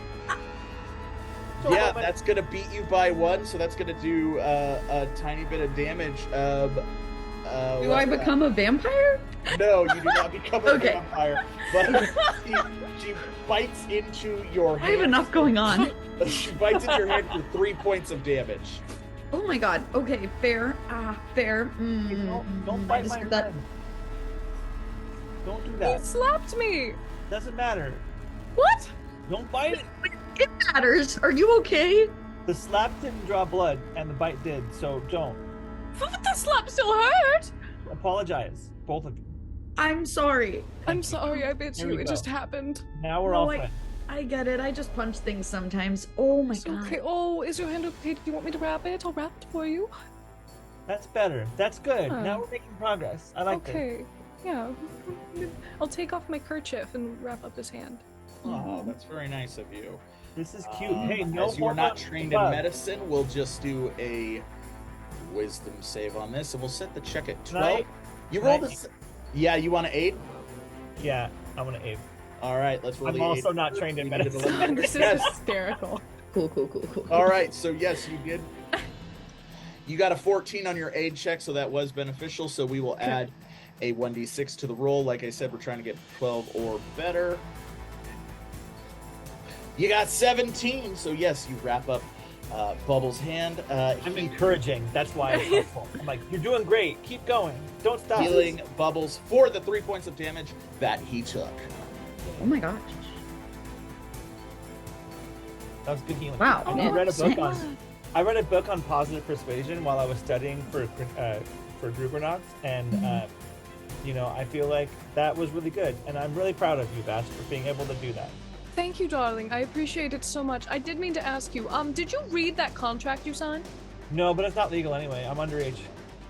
Dum dum. Are you so I wipe a single tear to say. I also read a grown law up.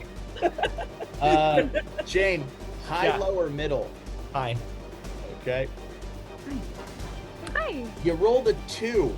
You Cool. were underage 100 years ago. 900 years ago, but you are not. And biologically, you are no longer underage either because the age of adulthood in Improvia is 16. The age of consent is 24, but the age of adulthood for humans is 16. For orcs, it's still 18. Very weird rules. We're not going to get into it here.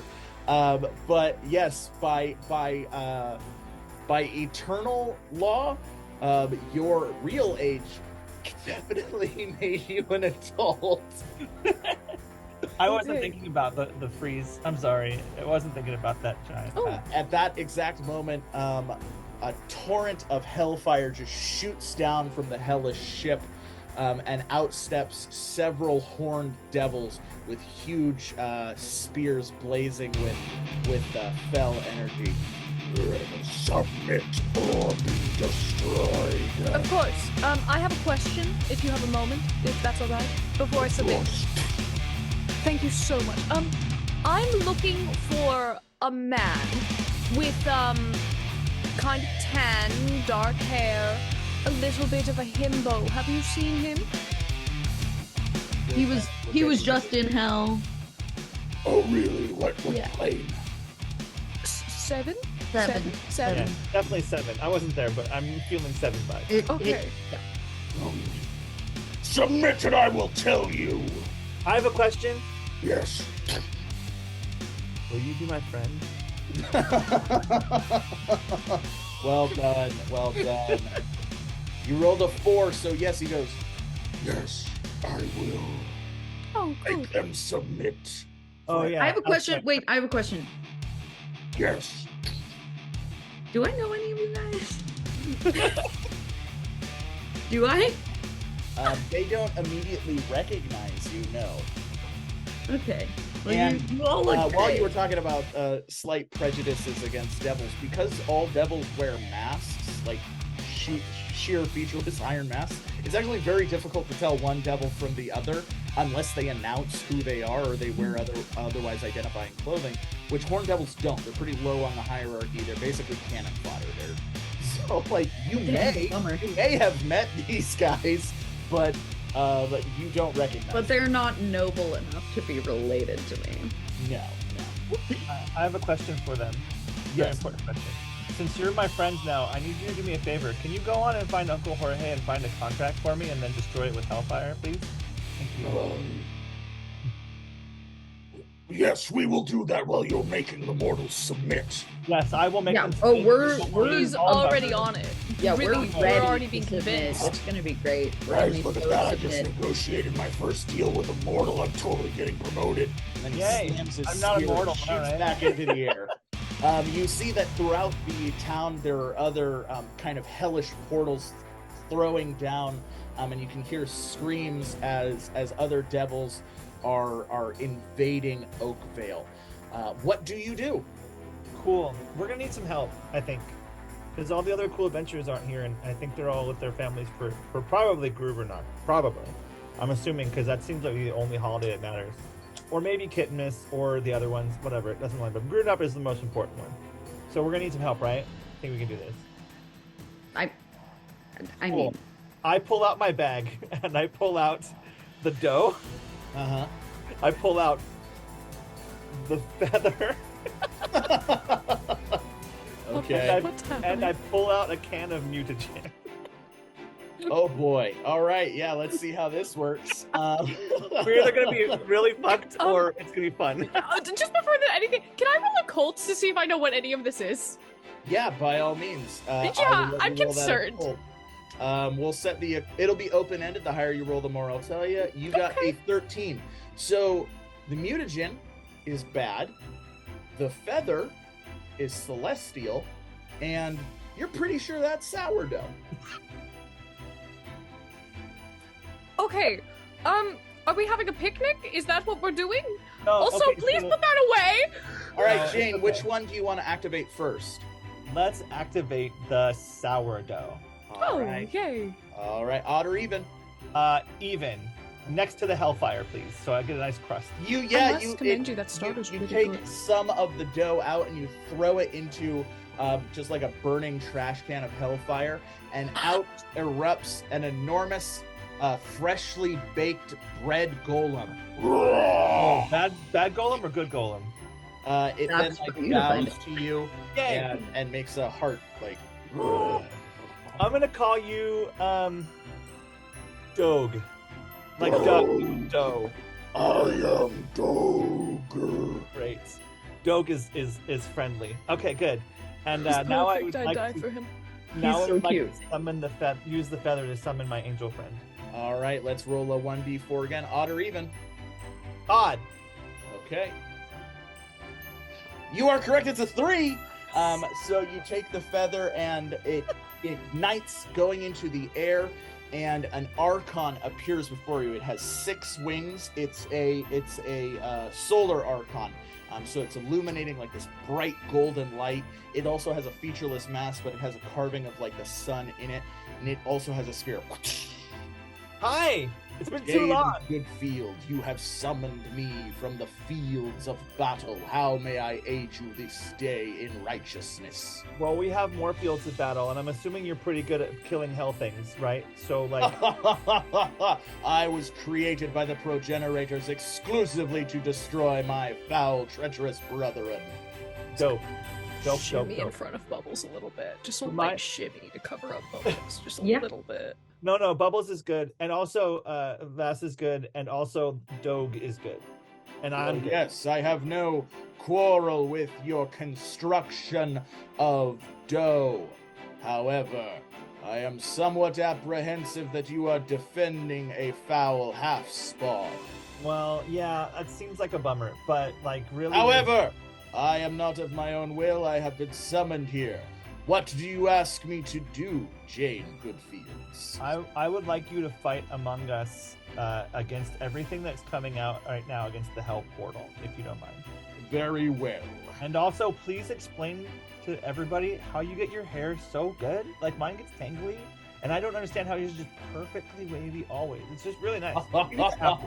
We can do that after, but that's I was created by a higher being, while you were created by the clumsy hands of evolution. That's good. He then takes to the sky and begins attacking the hellish ship. Yeah, Right. And then finally, a let's dick. roll the mutagen, odd or even. I don't know. I'm 2 for 3, so this could go either way. Even. All right. You're 3 for 3.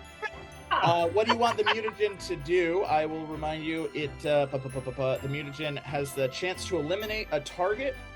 So that's what your option is. You can choose to eliminate a target from the session.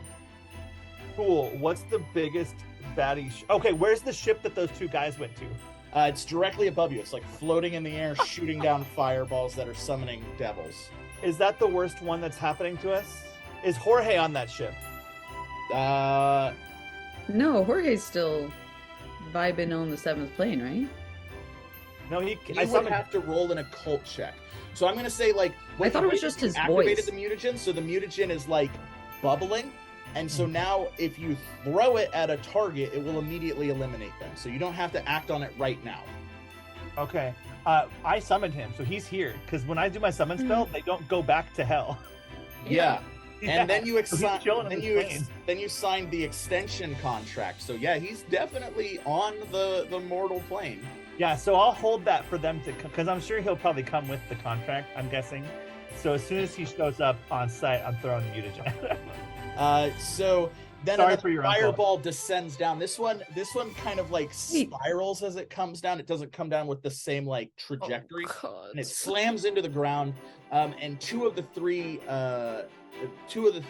horned devils are clearly like fucked up. Like one of them's missing an arm, the other one's been stabbed by his own spear, and the lead one, who kind of waves at us like, We're friends. Remember, we're friends. Yeah. We're good. it kind of steps forward and it's like bleeding ichor out from its wounds.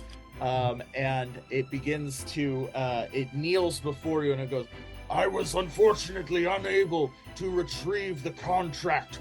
Jorge, as a bearded demon, devil is more powerful than I. and then suddenly the angel descends down and just stabs him with the spear through the hip. That's gotta Yeah, he was my friend too, but that's, I guess, part of the game. You know, you ask for an Archon, you get an Archon, I guess, so. Indeed. I will continue to scourge this hellish invasion. And then it flies back into the air. Oh, buddy. And it drops down again and kills the other two, the other two horned devils. Like, shrink. I mean, he's cool, right? Like, he's gonna solve this problem pretty damn quick. But also, like, I gotta get that contract back, so we gotta figure out how to do that. Yeah. But the mutagen's ready to go, so I just gotta get to your uncle so I can eliminate him from existence. Do you Or think get he's a on the contract. ship? What? No. My uncle's cool. He has a contract with my name on it, and I don't like, so he can give it back. And What do I'm you working know? on You it. don't like it. You don't know what it says. Well, I extended a contract that exists, so. I thought you liked reading. Didn't you read it? No, I don't have time for that. Not contract. I thought I was exempt. I don't even. Buzz, what do you want to do? God, is the ship in the air? The ship is in the air. Okay, everyone, come here. Vamp powers, let's get up there. All right, let's roll a d12. If he gives the contract back for me to read it, I won't eliminate it from existence. How's that? Okay, yeah. You rolled an 11, so you take Can I the EP? form of an enormous bat with 4 wings, and you grab both Jayne and Bubbles in your mouth and begin ascending into the sky towards the ship. You see the Archon just fighting through several flying devils, slicing their wings off, causing them to fall down to the sky. You can see below that the devils aren't attacking anybody. As you're flying up, you can see the devils aren't attacking anybody or really destroying anything. They seem to be like doing hostile negotiations with people, like pinning them and being like, submit. And then whatever the negotiation is complete, the mortal shoots back up to the ship. And kind of like gathers as you land on the top of the ship.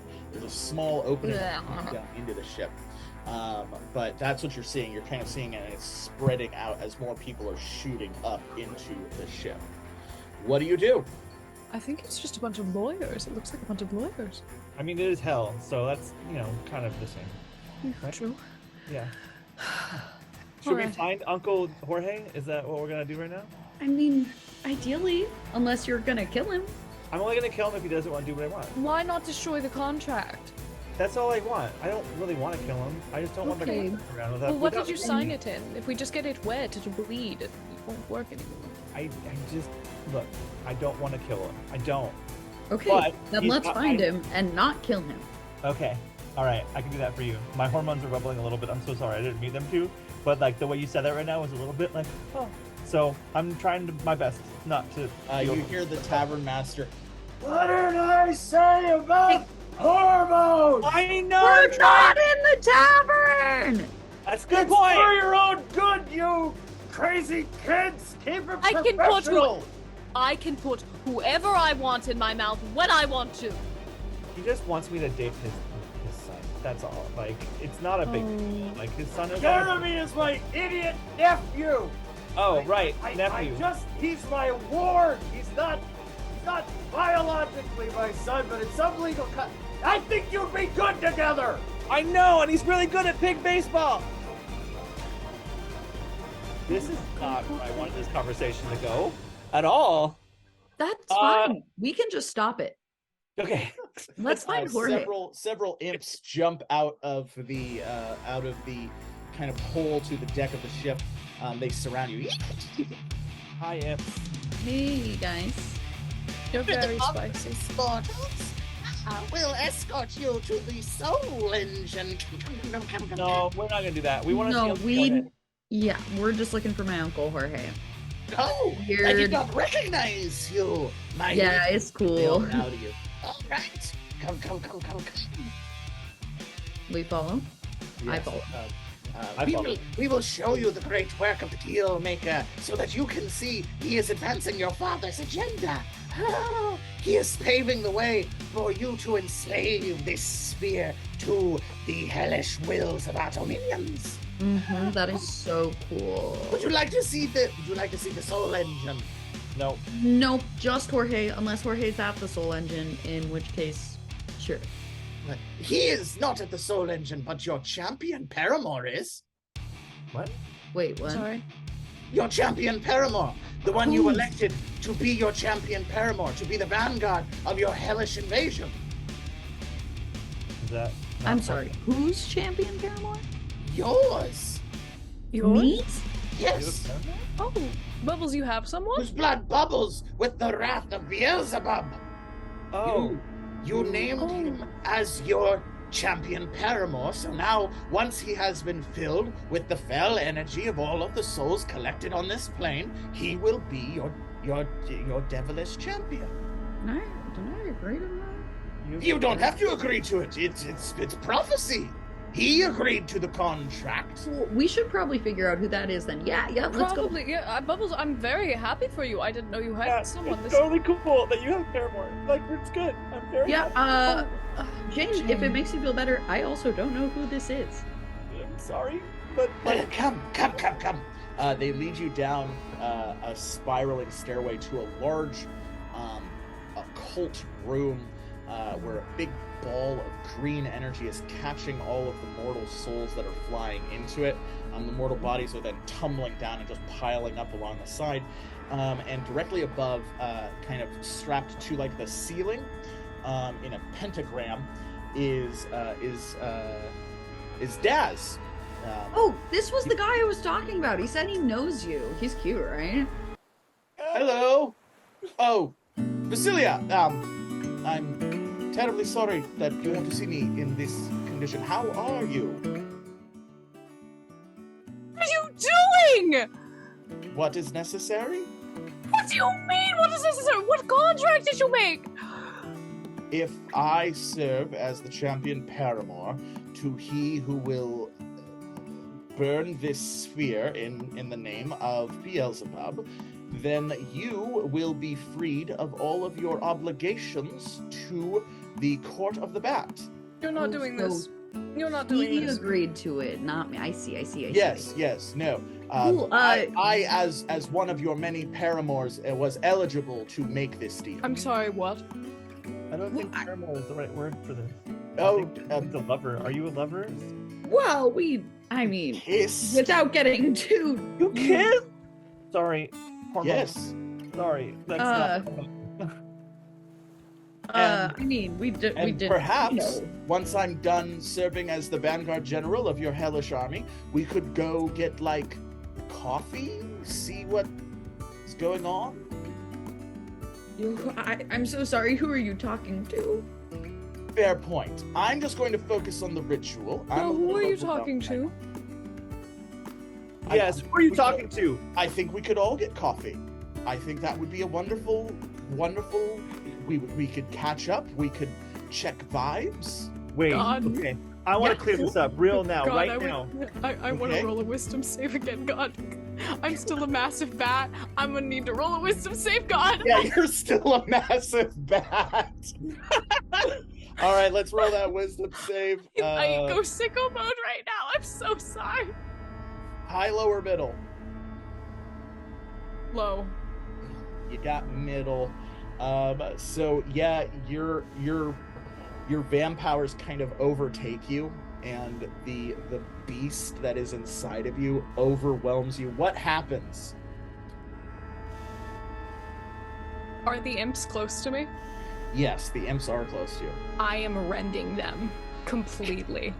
You just start Like grabbing pulling the chicken imps, off the bone. Yeah. ripping them apart and throwing them into the giant ball of souls. Odd or even?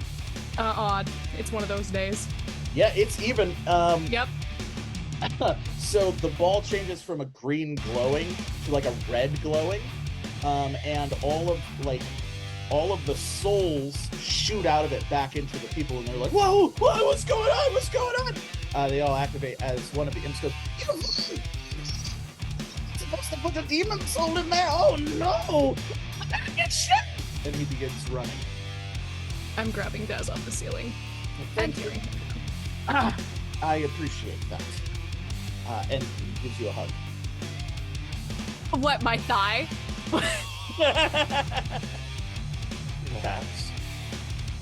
They're a bat right now, so you got them. Yes, I am aware of the many forms of my dearest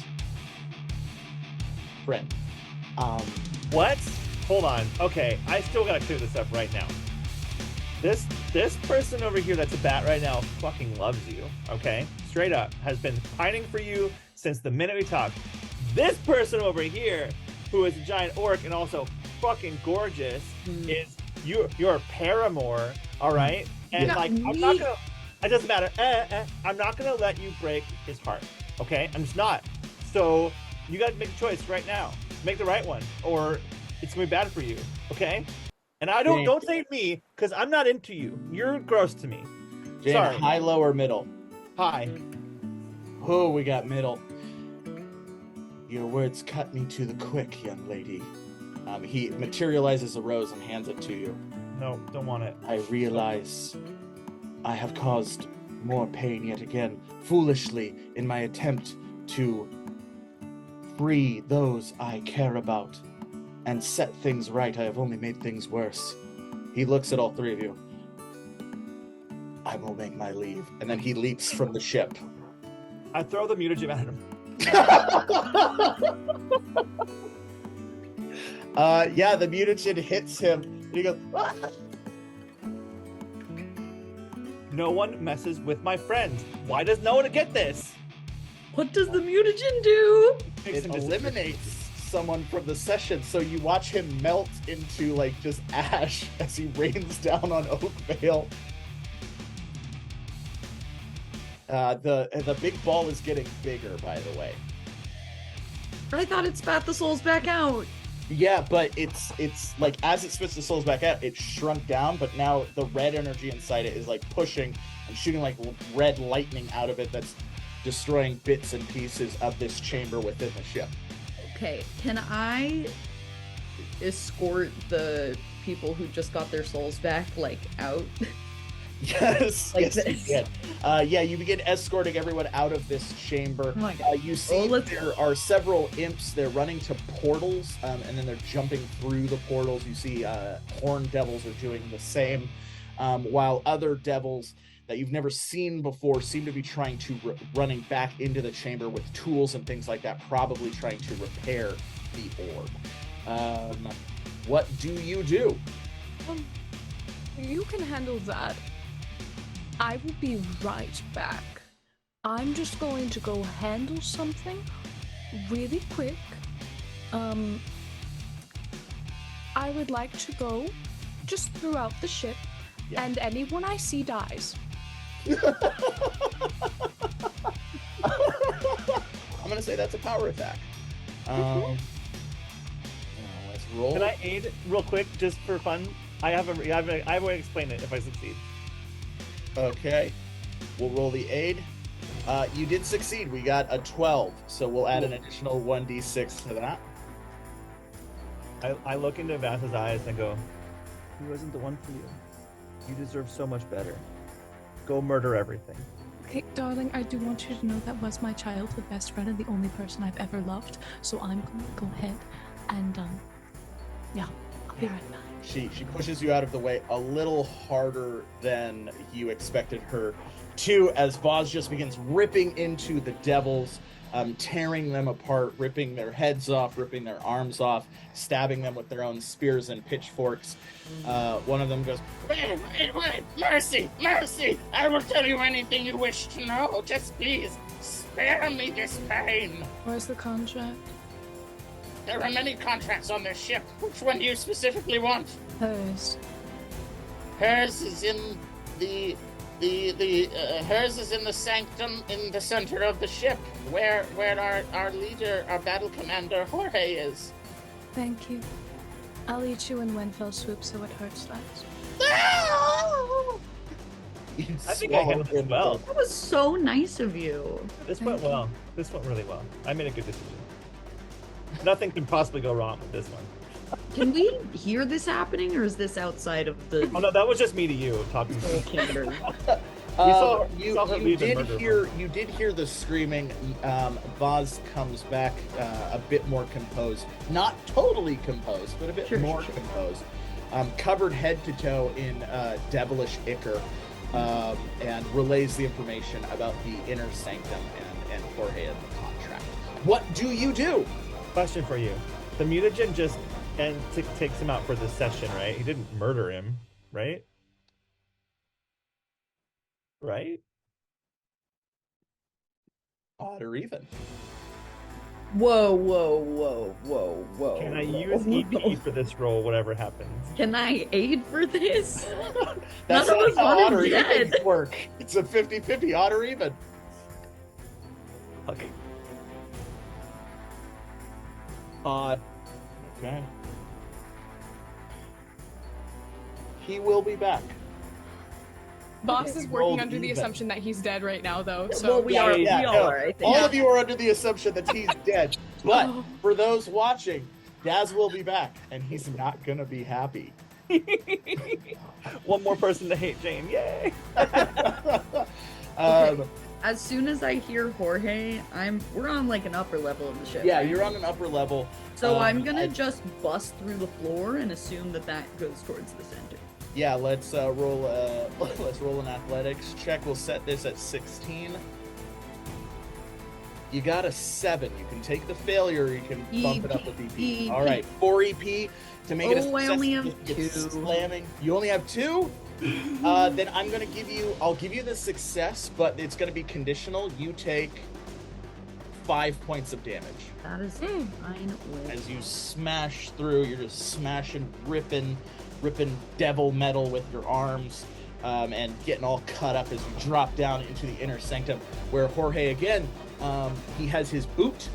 Well, more specifically, he has Vaz's boot, and he is pouring the ichor into the burner that he had back in his secret laboratory. Yeah, man.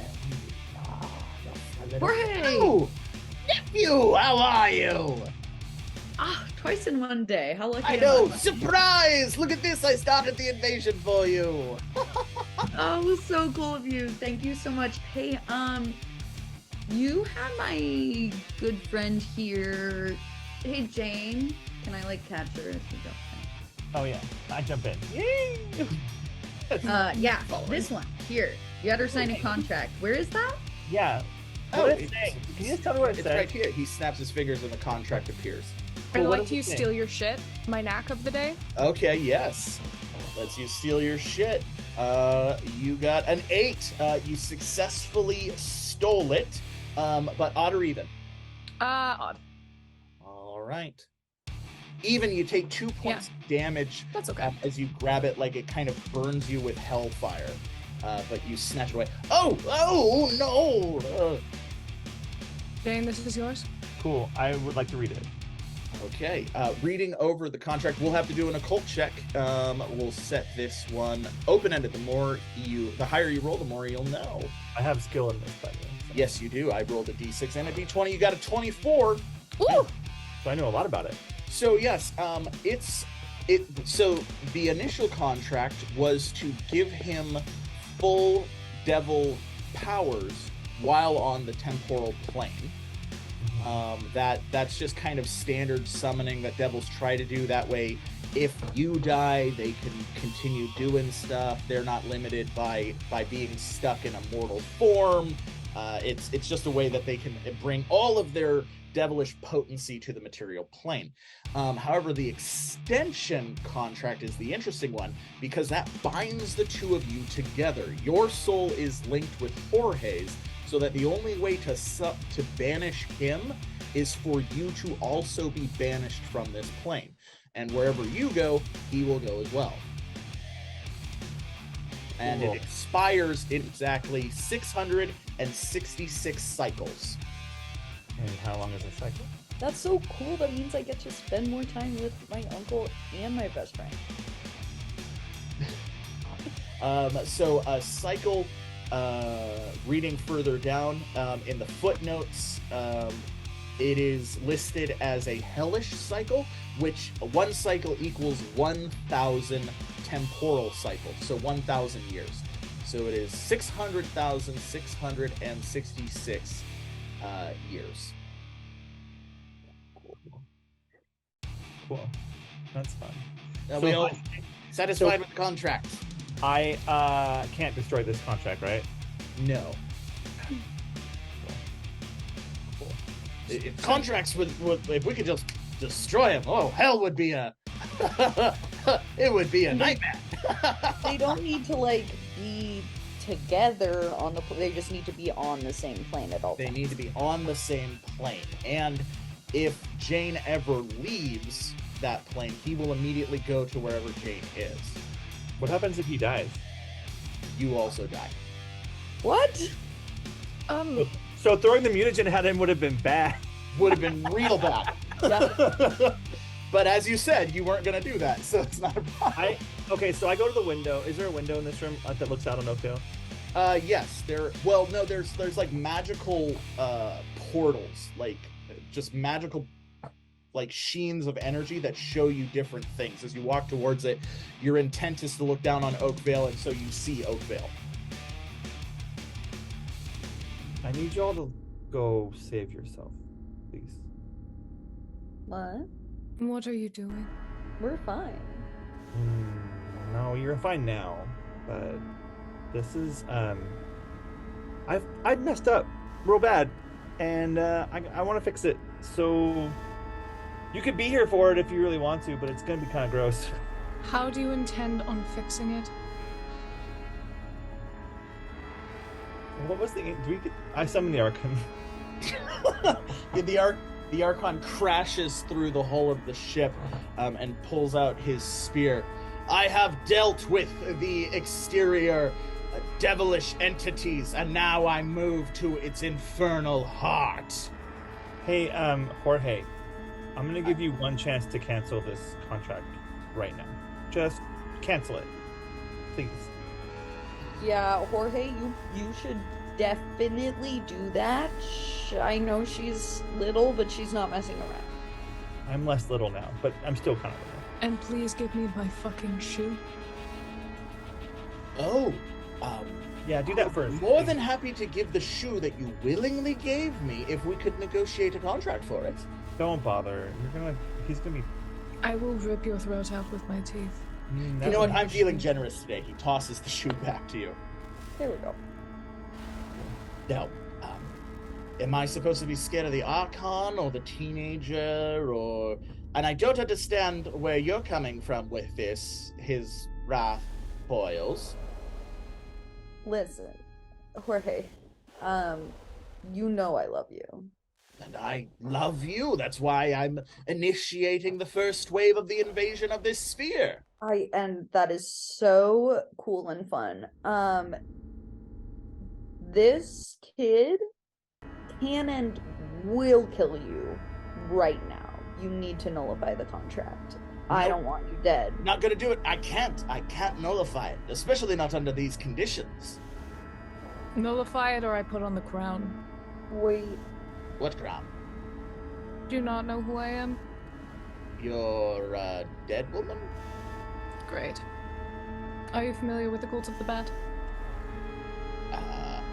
I have to do an occult check. Give me 1 second. And he runs to his bookshelf and begins looking over books. In that moment, the Archon just begins like destroying the ship, destroying the ship's controls. And you feel the ship kind of like lurch out of the sky. It's like slowly falling as parts of it are exploding. Boz, what do you do? Well, I'm still I rolled a 6. I'm sorry. I looked up the Cult of the Rat, and I'm pretty sure that's not you. I'm going to do another check. Oh, we know him. He's a good guy. Bubbles, what do you do? Aren't I just watching in fear? Yes. Oh wait. Do I think my father could nullify the contract? You can attempt that. We're all Deus Ex Machinaing right now. All of us. Yeah, I love it. We're all using all of our big boy powers. Okay. I'm just gonna sort of. I'm shimmying closer to Bubbles so that if anything happens, I still have wings. So come here, baby. Come All here. right, let's roll a d12. You got a 12. So yes, you activate the Wrath of Beelzebub, and you summon your father to your presence. You vomit up a bunch of blood, and out from the blood, he materializes.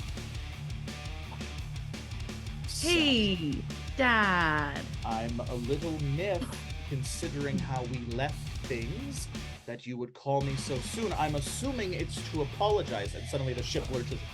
What? What in the 9 hells? Where are we? None of your business. I need you to nullify a contract right now, and then I'll do whatever you want. You'll do whatever I want? That's what I said. Very well. Hand me the contract. Hand him the contract. Hand him the contract. You have the contract. Jayne, you have it. Oh God! Yeah, here. He takes a look at the contract. He unfurls it.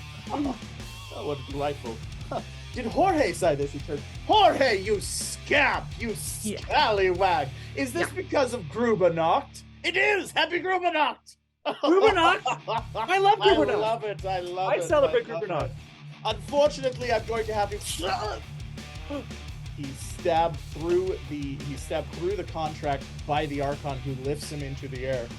Foul devil, return to hell! And then he throws him down. Dad? Oh! Hey, hang on, son.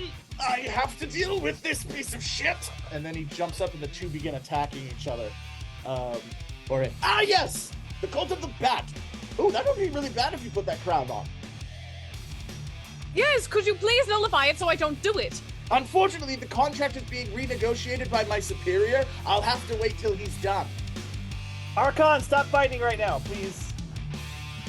Dad, come on.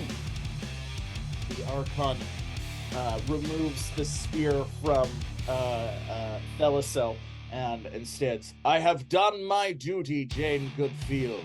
Until you call upon the celestial host again, I bid you adieu, and happy Kittenmas. And a merry Grubernacht to you. Okay, wait, I can do that again? I didn't realize I could keep doing that. Yeah, you have the feather. You have the feather, you have the mutagen, you have the dough. It's not a one-time use. Until you willingly get rid of them, you have them. Love that. Love that. But you can only use them once per session. Dang, that was my other question. You're like, can I make more mutagen right now? No. Where is my sweet, sweet doughboy? Where's Joe? Doug is still down. Like Yeah, he's on the ground. you look on the magic screen and it just shows you Doug, and he's actually like whipping off little pieces of himself and taking, like, he's over at Honey Pot Sweet Shop and he's taking like frosting and he's like ripping off pieces of himself, putting frosting on it and handing it to the traumatized citizens of Oakvale. And you're like, Doge, help! Doge, Doge is so sweet. I love it. Good boy. I want Doge to stay forever. I'm forever summoning Doge as my friend now. Okay. So all right. when the angel stabbed through the contract, did that destroy the contract? That did not destroy the contract. Okay. Your father kind of gets up and he's like, so you summoned me into a trap. No. Very clever, son. That wasn't what happened. Like your instincts, but it didn't work. That wasn't what happened. And he disappears. No, I was gonna commit suicide by angel. No! Yeah, like I didn't want this. Whoa, that's harsh! Yeah, I know, cause like, if you die, I die, and like. Oh, I could do something. Is that what you're worried about? Yeah. Yes. Style. Yeah. No. Do you think I would make a contract that puts me in eternal danger? No. Yeah. If you die, I just sent back to hell. No, but what happened? I thought if you died, I die. Well, no. I any think devil maybe that dies on the temporal plane, we just go back to hell. You'd have to kill me on the hellish plane for me to die an eternal death. That's why the contract is so brilliant. Oh, I shouldn't have told you that. Yeah, I need someone to send me to hell with him right now, please. Please. And I'll kill him. But I'm not going to do it. Wasn't there that pentagram that I grabbed Daz off of? Do you Yes. think we could do something with that? Yes. Are you trained in occult? I am, yes. Well, then I would say this would be an occult check. Gladly. We'll set the occult check at 22. Okay. Yeah. Does I'll anyone help. want to assist? Yeah, absolutely. All right. Then we'll do Bubbles' aid first. We need an 11 or better. We got an 18. That is helpful. All Then right. I won't. Do I still need to help then, or can I just not help? Or it doesn't matter. Did I already call it? You already called it. So Then I'll let's take roll it. yours is a 19. Oh well, then great. So we're gonna roll a d20 plus 3d6, and we're trying to get 24. So let's roll. We got 28. Does you It's a Grubernacht miracle. Yeah, you quickly carve the pentagram into the ground beneath you, and you begin just reciting chants that you overheard some of the more esoteric members of the court of the bat, and it opens up a black hole. Just like the pentagram like breaks away, and there's just this event horizon black hole that just starts sucking Jorge in. Oh, well, that's not cool. How about I repair your shoe and you let me stay? And he falls. Shut into up. the hole. He falls into the hole and disappears. Jayne is also being pulled into the hole, as bits of the ship are also being pulled into it. I Neither of you grab are a being wall. affected by it. I grabbed the wall, so I'm not quite in yet, but I know I don't have much time. So Yeah. please get off the ship. Please go take care of Doge. He needs you right now, and everything will be good. Okay? Like I trust you. You're my friends. Please help them. Okay? I'll be fine. I'll come back. I swear to God, I will. I'll swear whatever God I will. Kitten or whatever. Dog. Who cares? Fish. The fish gods. I'll sue to them. Please just go. Do you want to roll a persuasion check? Because Yeah. I don't believe you. I do. All right, we'll roll a persuasion check. We're gonna need to get higher than 11. So, are you trained in persuasion? Yep. Yes, you are. Yeah. All right.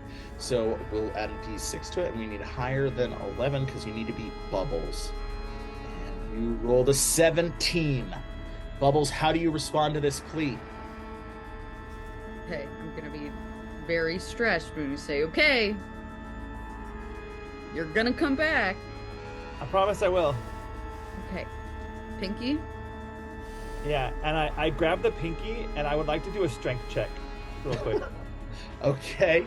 What are you trying to do? You'll see. I need your faith in it. Okay, well then I'm gonna set it at 16. Cool. Let's roll the d20.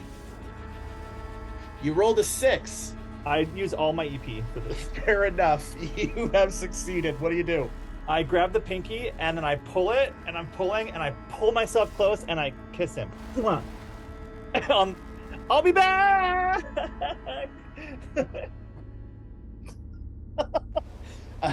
Yes, Jayne managed to kiss Bubbles on the cheek and then tumbled into the black hole as the black hole continues to erode the ship. With that, Vasilia grabs Bubbles and flies down back to the ground of Oakvale, where Dogue is still handing out bits of himself.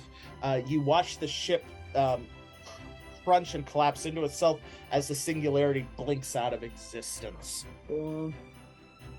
I'm gonna just hold Dogue and cry into his very absorbent body. Soggy! He picks you up. Happy Grubernacht! Thanks, Dogue! You're a good guy. Is there a prison around here? Do you know? Is there a person? A prison. Yes, there is the Oakvale dungeon. I want to go kill more people. I'm very upset. And Vasilia lets you know that her intention is to go to the Oakvale dungeon and offer her services as an executioner to blow off some emotional turmoil. Bubbles, what's your response to that? Have fun. Thanks, you can come with if you want. I think Dogue needs someone here. Okay.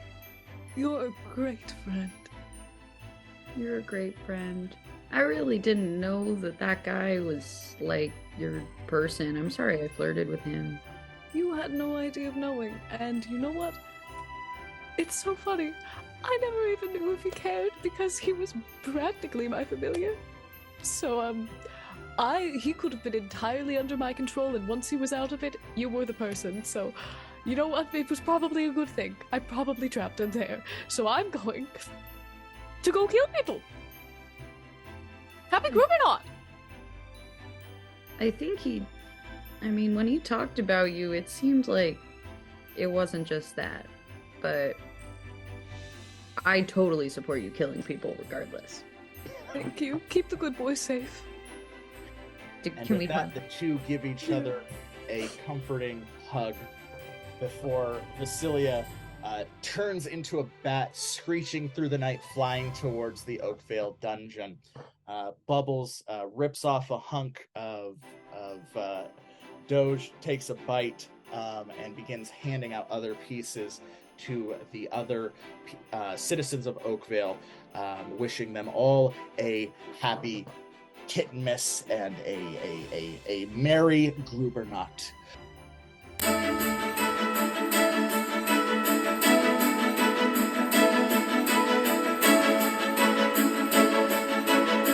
The night had reached its darkest point in Oakvale, what the locals would call Dunanacht, the coldest point of the winter solstice. A winter solstice is celebrated for much longer than it is where we come from, and it gets much colder even in the temperate climates of Improvia. And as people huddled together and thought about resources and family and the importance of what they had in confrontation with what was so easily lost just outside, Mildred could not keep herself contained. It wasn't enough that everyone in the Broken Tankard Tavern at this point were wearing their customary Houndica sweaters and doing their Houndica carols. She had to overcompensate by bringing each of them eggnoggin to drink and taking away their good boy treats and their sugar cookies. Of course, this didn't bring her any satisfaction because while everyone else was enjoying each other's company, she was moving from point A to point B, not interacting with anybody, not even the tavern master who was constantly running himself, but with a much more jovial attitude of it, as it was his bar that all of the people were congregating out. It was at this moment that Mildred Soul, Michael Richardson, and Raytheon Savanticus enter the door, both of them kind of laughing and enjoying each other's company. Mildred, what do you do? Oh, well, just if you could just be quiet for just a minute. Yes, Sir Spirit, I am listening. I am. The message you wanted to send your family for this Houndica. Okay, I've got it. No. I'm writing that down. And you said it was for Little Millie? Okay, Little Millie will get your message this holiday season. I promise. Okay, feel free to move on to the next realm. Okay, more eggnog over there. And hi, please come eat. I have gifts for you somewhere. I will find them, but get comfortable, get warm. Welcome to our little celebration for the season, for whatever holiday. Mildred, take a breath. Take half a breath. Just, yeah. Okay. There's just a lot of spirits that have holiday greetings and messages that they want to send to their families, and it's a lot. Spectre appears behind you. Oh, I'm weighed down by the chains that I made in life. Ooh. Yes, yeah. I mean, I can't do anything about that. I blow at the spirit, and I literally wipe it out. I'm like, okay, all right. Disintegrated him. Oh my god. Thank you. It's a lot. But I want you guys welcome. Have a good time. Dust the snow off your jacket. Honestly, I don't know about you. I've been having a great time. I was showing them this game that we used to play when I was a boy. It got so cold, so we would play it. So basically, you light the match and you see who can hold it the lowest until it gets to your finger. We call it the Bernie Boy game. And you basically see if you can keep it alive, and if you're the first one to let it go, then you have to dump your head in the snow. It's honestly, it was so much fun. Oh yeah, I wasn't winning. I wasn't doing very well because I don't do well with extreme temperatures. But it was still really fun. Anything with ale's pretty fun. Yeah, it's a good time. Did you have any? I didn't even ask you. Did you have any seasons? Rituals, anything you and your family used to do together around this time? Yes, no, the Mildew family, we exchange lots of gifts. This one is for you, Raytheon. Oh, and then, of course, Michael, I've got something very special for you in this one. Go ahead. And we would sit around the Mildew fire, and we would all tell stories about harvest and friendship, and definitely not dead things. We didn't tell stories about that. But we had a great time, and I just want to see everybody else have a great time. And I want you to know how much the cool adventurers value your contributions to our efforts.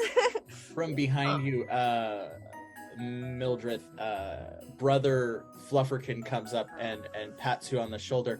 Mildred, Sister Mildew, while it's so good to have more people joining us for the festivities, you're needed back in the kitchen where we need to get our hors d'oeuvres out to our guests. You volunteered for this. I did, absolutely. Please don't touch me. But yes, I will help carry some food. Michael, Raytheon, did you have any orders? Wait, hold on. Why are you running food? Jeremy is off with his baseball team. I'm bad at sports. They're touring right now, so he's not here to help out at the bar. So I just, in the holiday spirit, I wanted to help however I could and just be a value. No. Community is very important to the good boy, as is physical contact. And he pats you on the head. That's great. It's great that it is. You can do that. She's not gonna go back in the kitchen. Sorry. Oh yes, of course. I don't want to cause any trouble. It's just, when someone volunteers to do something. I'm sorry, did you volunteer, or did he ask you 17 times and then not let you say no? I mean, he said that I had volunteered, so. Oh, interesting. Yeah. That's how that works, though. I'm pretty familiar with volunteer work. It is always mandatory. So, yep. Okay. Personally, I don't believe in volunteer work. My family doesn't either. We're like, it's either, you do labor and you get paid, or you kind of just sit that one out. No, we're not really One of the orcs pushes past Brother Flufferkid. Wait! You're Raythian Sylvanticus of the Sylvanticus 6, right? Oh! Sure. Hey, you sing all those Kittenmas songs. Someone put on one of the Kittenmas songs on the Jukebird box. Oh, please Come don't. on. Okay. I used to listen to you guys when I was a kid. Wow. You do any Haundaka stuff? Like, do you know any Haundaka carols? I don't do Haundaka, any holiday songs anymore. No, I've gone solo. I haven't been in the 6 for like 10 years, like a long time. We have not been a thing. How are your families? Tis the season, right? And family and community is a vital part of Haundaka. As the good boy, he sat for our sins so that we could focus on family, focus on the pack. Well, I don't know about all that. We just, sang it and got paid and made more for the family fortune. That's all we did. So, yeah, I wouldn't know. I wouldn't know anything about Haundaka and like all their stuff. Okay, I just sang the songs, and like I said, yeah, I sing my own stuff now. I'd be happy to sing my own original stuff for you. Oh, can you? How about all I want for Kittenmas's yarn? I don't want a lot for Kittenmas. There's just one thing that I need. Can I do an insight check on Raythian? Yeah, what kind of check you want to do? I haven't seen them at a loss for words since I've met them, and I genuinely, I'm like, in this moment, I'm like, they have always been composed. Like, they yelled at me when I was like talking over people, because like, you're ruining moments, and they're actively trying to like leave conversations, turning down a chance to perform. Like, this is very out of the norm. So I'm trying to just see like if this is like, I'm trying to get to vibe for what's happening with them at the moment. Okay. Yeah, I can roll a check for that. We'll go high, middle, or low. I'll go middle. All right, we're looking for 3 or 4. Let's roll. Yeah, you got a 4. Obviously, talking about their family brings up a lot of confusing feelings for them. They definitely feel, you can sense that they're not in this like a positive state. So you pull them aside, away from the orcs, who all begin singing the songs amongst each other. Raythian, how do you respond to being pulled away? Okay, that was aggressive. What's that? No, you just looked like you didn't want to be there, so I gave you an out. That was actually nice of you and perceptive. Weird. What, you don't think I can be nice every once in a while, huh? I mean, I guess you did do that whole like Yule song thing, and we were vibing with the whole snow thing. So I showed you a childhood game. I literally showed you a thing that I grew up on. You don't think I'm gonna know when you're a little bit upset? Jesus. Wow, very intuitive, very intuitive. Yeah, it's no big deal or anything. I'm chilling. I'm always chilling. It's just with all the feel good holidays, and then this orc being like, family, remember your family. I'm like, I don't want to do that, you don't want to remember fun Yule times. Well, I don't want to do that. So yeah, just not feeling it. It's okay. We can not feel things. Yeah. It's cool. So you're clearly chilling, as you say. Yeah. So what all of this, what you're giving me right now, this is what chilling is? Yes. Yeah? The anxiously tapping your foot, cannot stand still, nervously looking left and right, and clearly having a panic attack. This is chilling. Absolutely. You're gonna stand by that. You're gonna look me dead in my one good eye, and you're gonna say, you're chilling. Fine. No, I'm not chilling, okay? So why'd you lie to got me? me? You No. want me to talk about my shit? No, I don't. No, I don't. No? I don't Don't? want you to lie. Don't want me to lie? Well, here's the thingy, okay? This whole like this family of 6 Kittenmas Scratching stuff.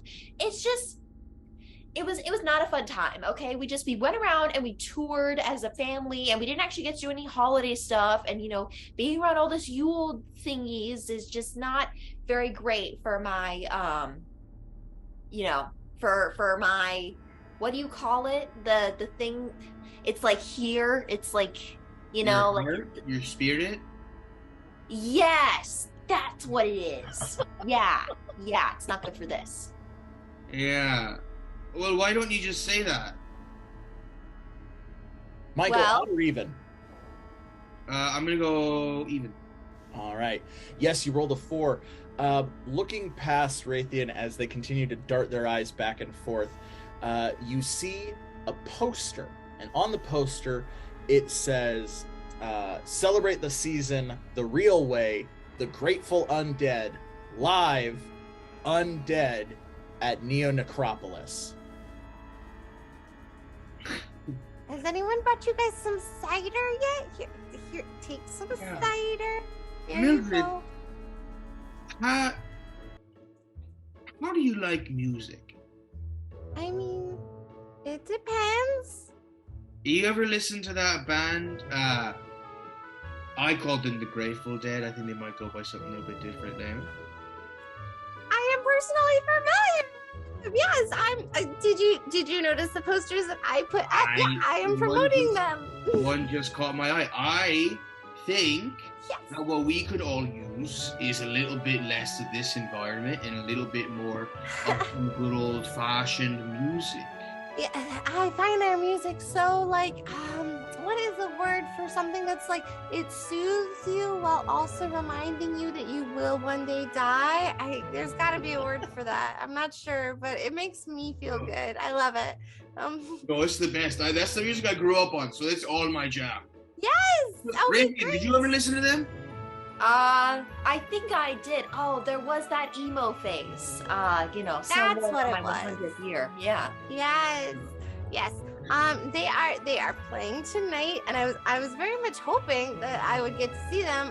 But I kind of got a little bit over promised here.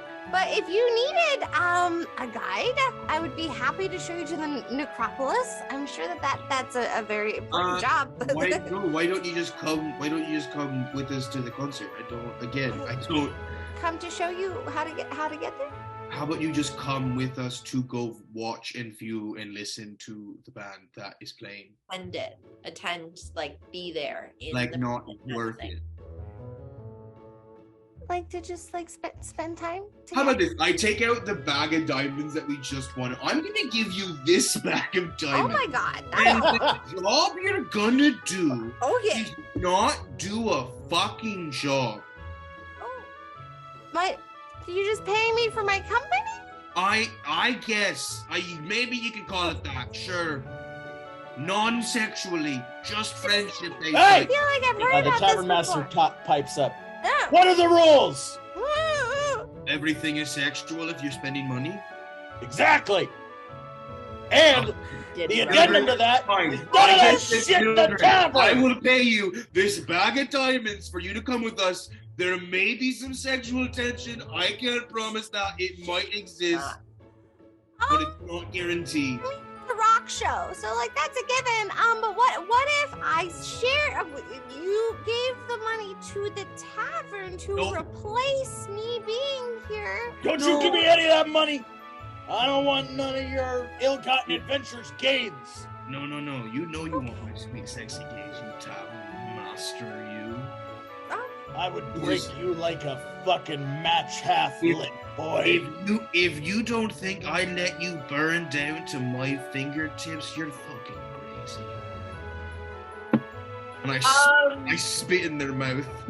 Oh my gosh, deities. That's my own fault for leaving it open. That's on you. And with that, the three cool adventurers made their way out to the Plains of Blood, to the entrance of Neo Necropolis. As they got closer, the seasonal decorations, whether it was Houndica, Kittenmas, Yule, Absolute Zero, or even Grubernacht, had all but disappeared, as the Plains of Blood were a dead place. And the dead don't have really reasons to celebrate. They're immune to time. They know for a fact that there's nothing beyond oblivion, and so they hearken back to traditions, but they try to encapsulate the true essence of them rather than any of the bullshit that the living deal with. And as you get closer, you just see signs that are advertising the concert, the Grateful Undead, their 1800th reunion tour. And as you make your way to the crypt entrance of the necropolis, you begin to step down as the chants of crowds and the humming of mic checks and equipment checks come blaring out of the crypts below. What do? You guys, you just follow my lead. I'm kind of well known around here. People know that they can rely on me to get. They call me Gopher. They say, Mildred, go for coffee, or Mildred, go for some undead candies. Like that's my name down here. So I've got an in for you guys.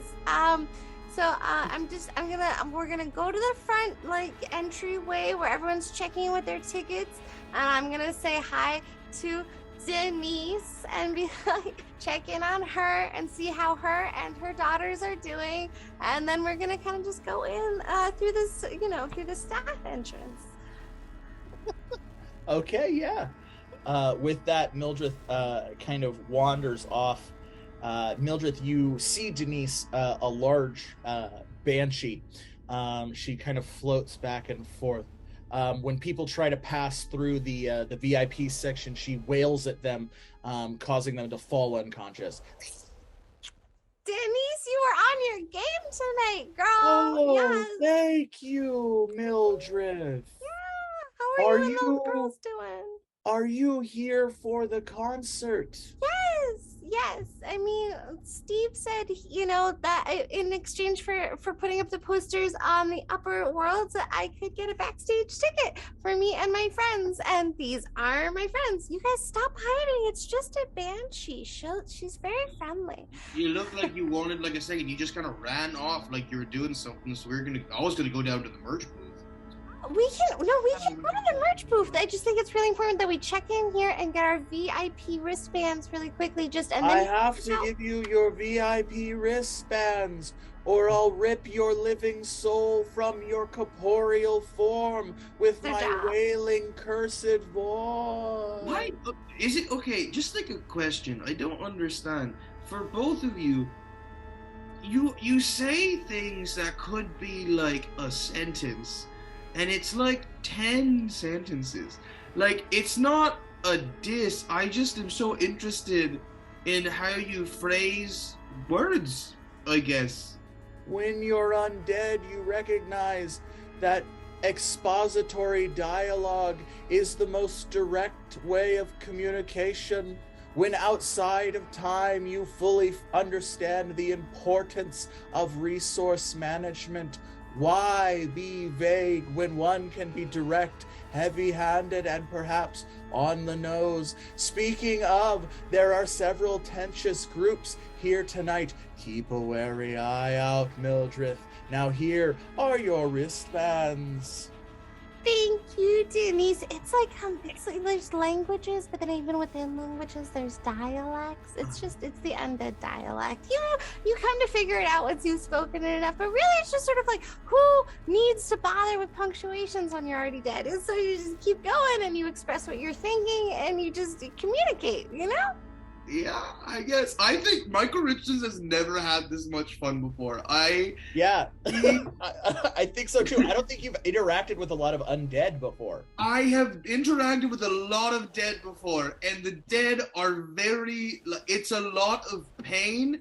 And so, like, seeing people that have been dead, but like just kind of living and having a good time is this weird, it's a weird foreign concept that he does not understand. It's like, he's like, oh, fucking right. It's a language, sure. All right, let's dialect. Also, what? Denise, this is for you, Denise, and then everything else in here is for your daughters, is for your girls. Okay, good, great. Make sure they get those for me, and make sure you tell I'll them have someone Auntie Mildred. take them. Yeah. No, it's great. It's fine. There's no rush.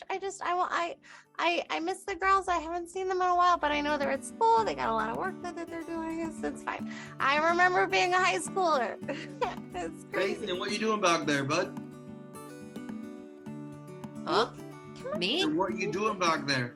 Oh, I was just vibing to the music, kind of dissociating a little bit to it, Every time that Mildred goes on her little tangents about like, oh, the holidays and I'm giving and cheer and everything, just a little switch in my brain just goes like, whoop, we're out of here, I get that. No, I definitely get that. Yeah. I definitely get that. So you said that you used to listen to them, you think, during your punk phase?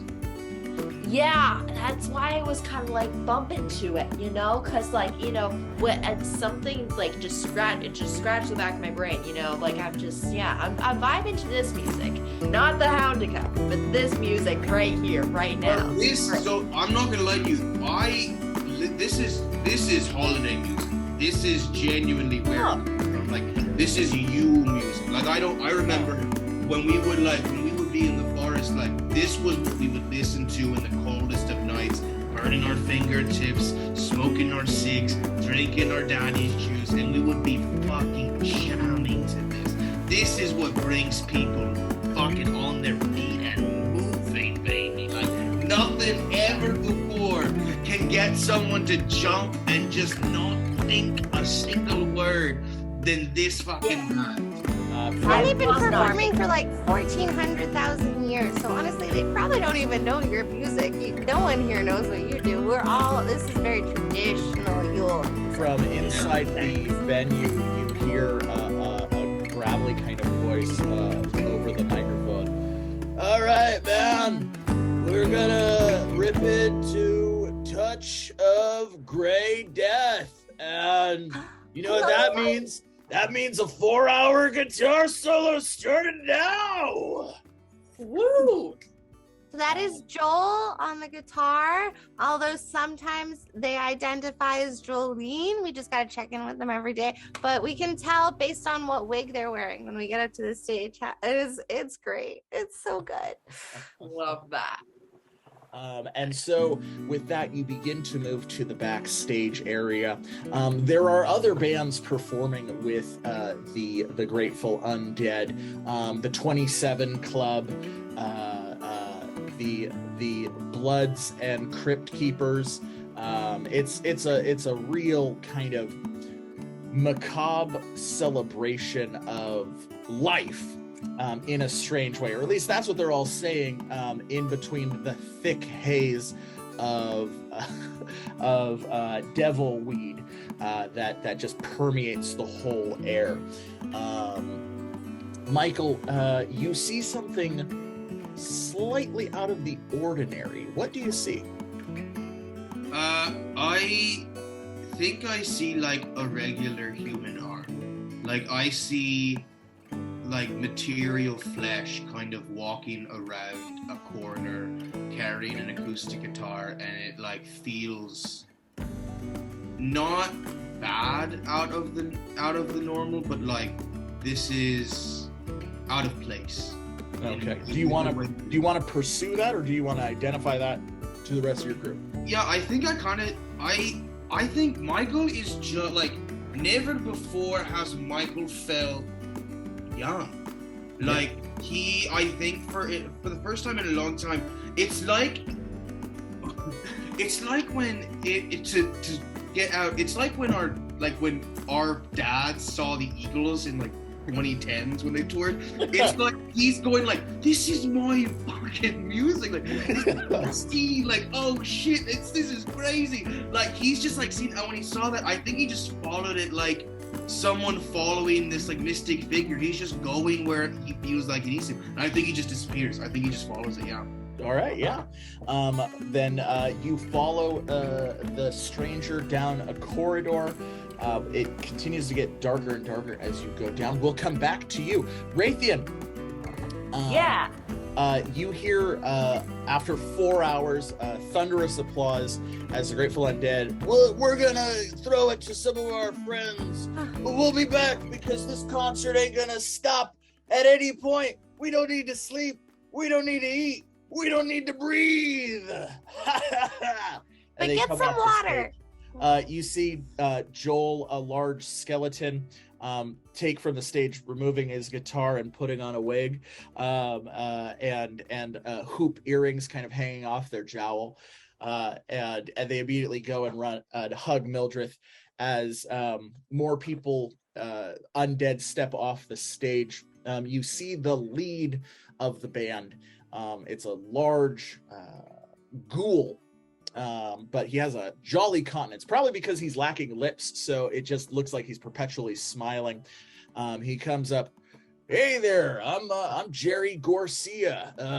You're a little young for this kind of crowd. Oh. I don't mean that in a weird way. I'm just saying, like, you're alive. Oh, I was gonna say I'm like 300 years old or something, you know. Oh, look at you! Hey, that's awesome, kid. Yeah, kid. Raytheon kind of has this like echoing effect in their head, you know, as they start to kind of think back to the memories of Yule times past. You know, their family calling them kid, them being the youngest. And memories flash back. It takes them a second, and they come back to, and they're like, oh, right, okay. And this sort of darkness comes over them. I think I noticed that Raytheon's having a bit of a moment, and I step in just really quickly and be like, Jerry, that was amazing. I was just complimenting Jolene on their guitar solo, but you did great. I don't know if this is my friend Raytheon. They are a big deal on the surface. They are a musician, just like you. And so I think you guys would have a lot to talk about. Well, that's a dope ukulele you got there. Yeah, they're used to. See, I feel like you would relate though, because they grew up performing with their family, and recently they started a solo career. Whoa! I remember how you started a solo career like 1,000 years ago. I feel like you would have some quality advice. I'm gonna go check in on the. Apparently they didn't set up a food table because they forgot living people got hungry. So I'm just gonna go take care of that really quick. But I think you guys would have a lot to talk about. Okay, are you gonna be okay, Raytheon? Yeah. Okay, I'll be back in like 5 minutes. Okay. All right. So, Raytheon, sorry, I thought you were just a regular. I didn't realize you were a fellow bard. Yeah, you know, it's kind of my whole thing, you know. That's awesome. Well, you know, we're gonna have a jam session. You want to jam with us? Oh, sure, yeah. Not on stage. It's just for us, you know, just hanging out, having a good time. Yeah, I know how to do that. I remember how to have good times. Yeah. All right. Well, he grabs a guitar and he gestures to some of the other undead bards, and they grab makeshift instruments, and they begin just playing kind of like a jazzy, riffy, vibey kind of just track. Do you contribute or do you just listen? I'm gonna roll a performance check. All right. Let's roll a performance check. This will be open-ended. The higher you roll, the more you will contribute. You rolled a 17. So you begin strumming along with the rhythm on your ukulele. All of the undead bards are giving you nodding, approving glances, and they kind of reel back and let you kind of take the lead into a solo. Do you take the solo? Yeah, I do. It's like I feel the confidence, the kind of and it was the thing in my heart, in like this kind of region that I mentioned. What's it called again? The soul. You gotta feed the soul. Yeah. It's coming back. We'll roll another performance check, but because you passed your first one, I'll give you a bonus D6. It'll be open-ended again. Let's roll. You got a 23 on your solo. So everybody starts everyone kind of stops and the percussion is providing just a little bit, to give you back, but they're really just letting you rip into it as all of them are like, yeah.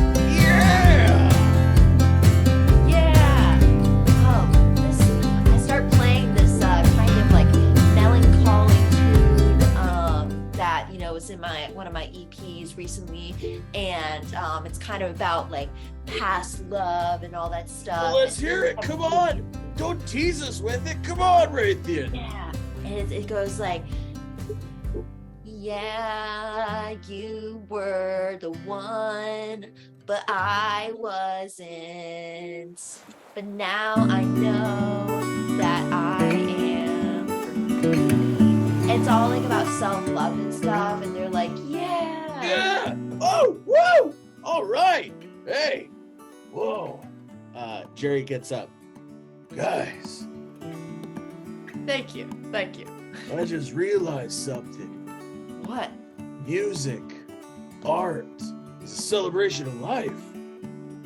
And though we've been doing a damn good time for all these centuries, we haven't played with a living person, a living bard in forever.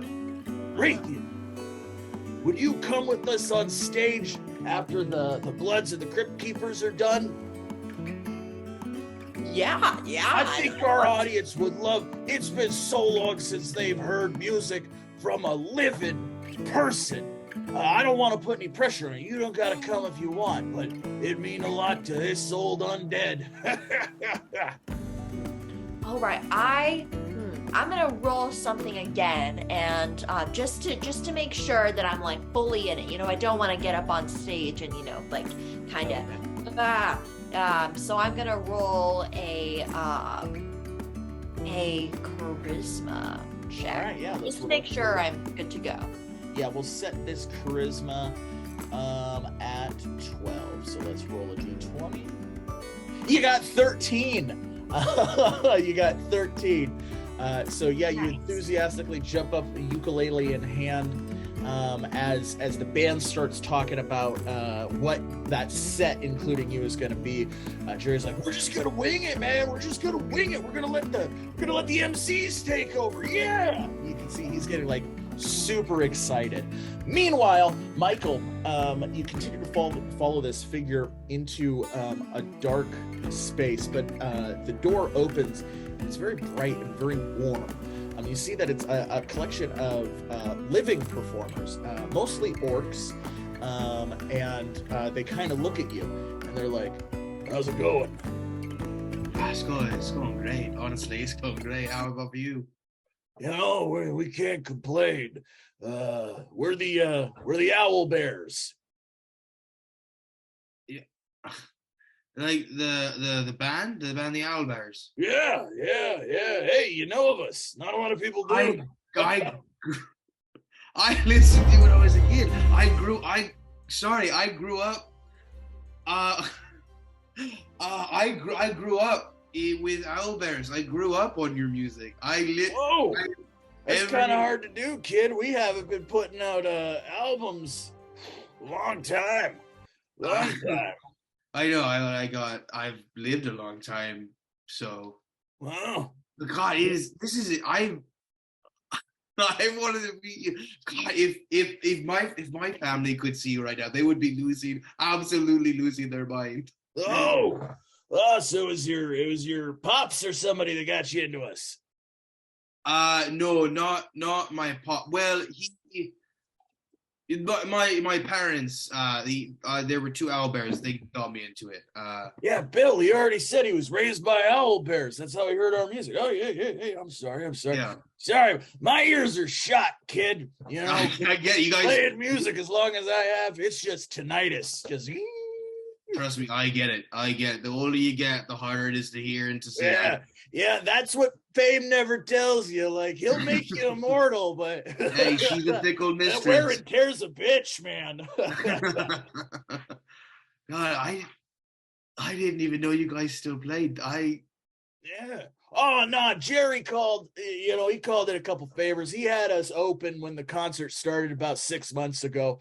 They didn't want us to push ourselves too hard, we still got blood in our system. No, 100%. Yeah.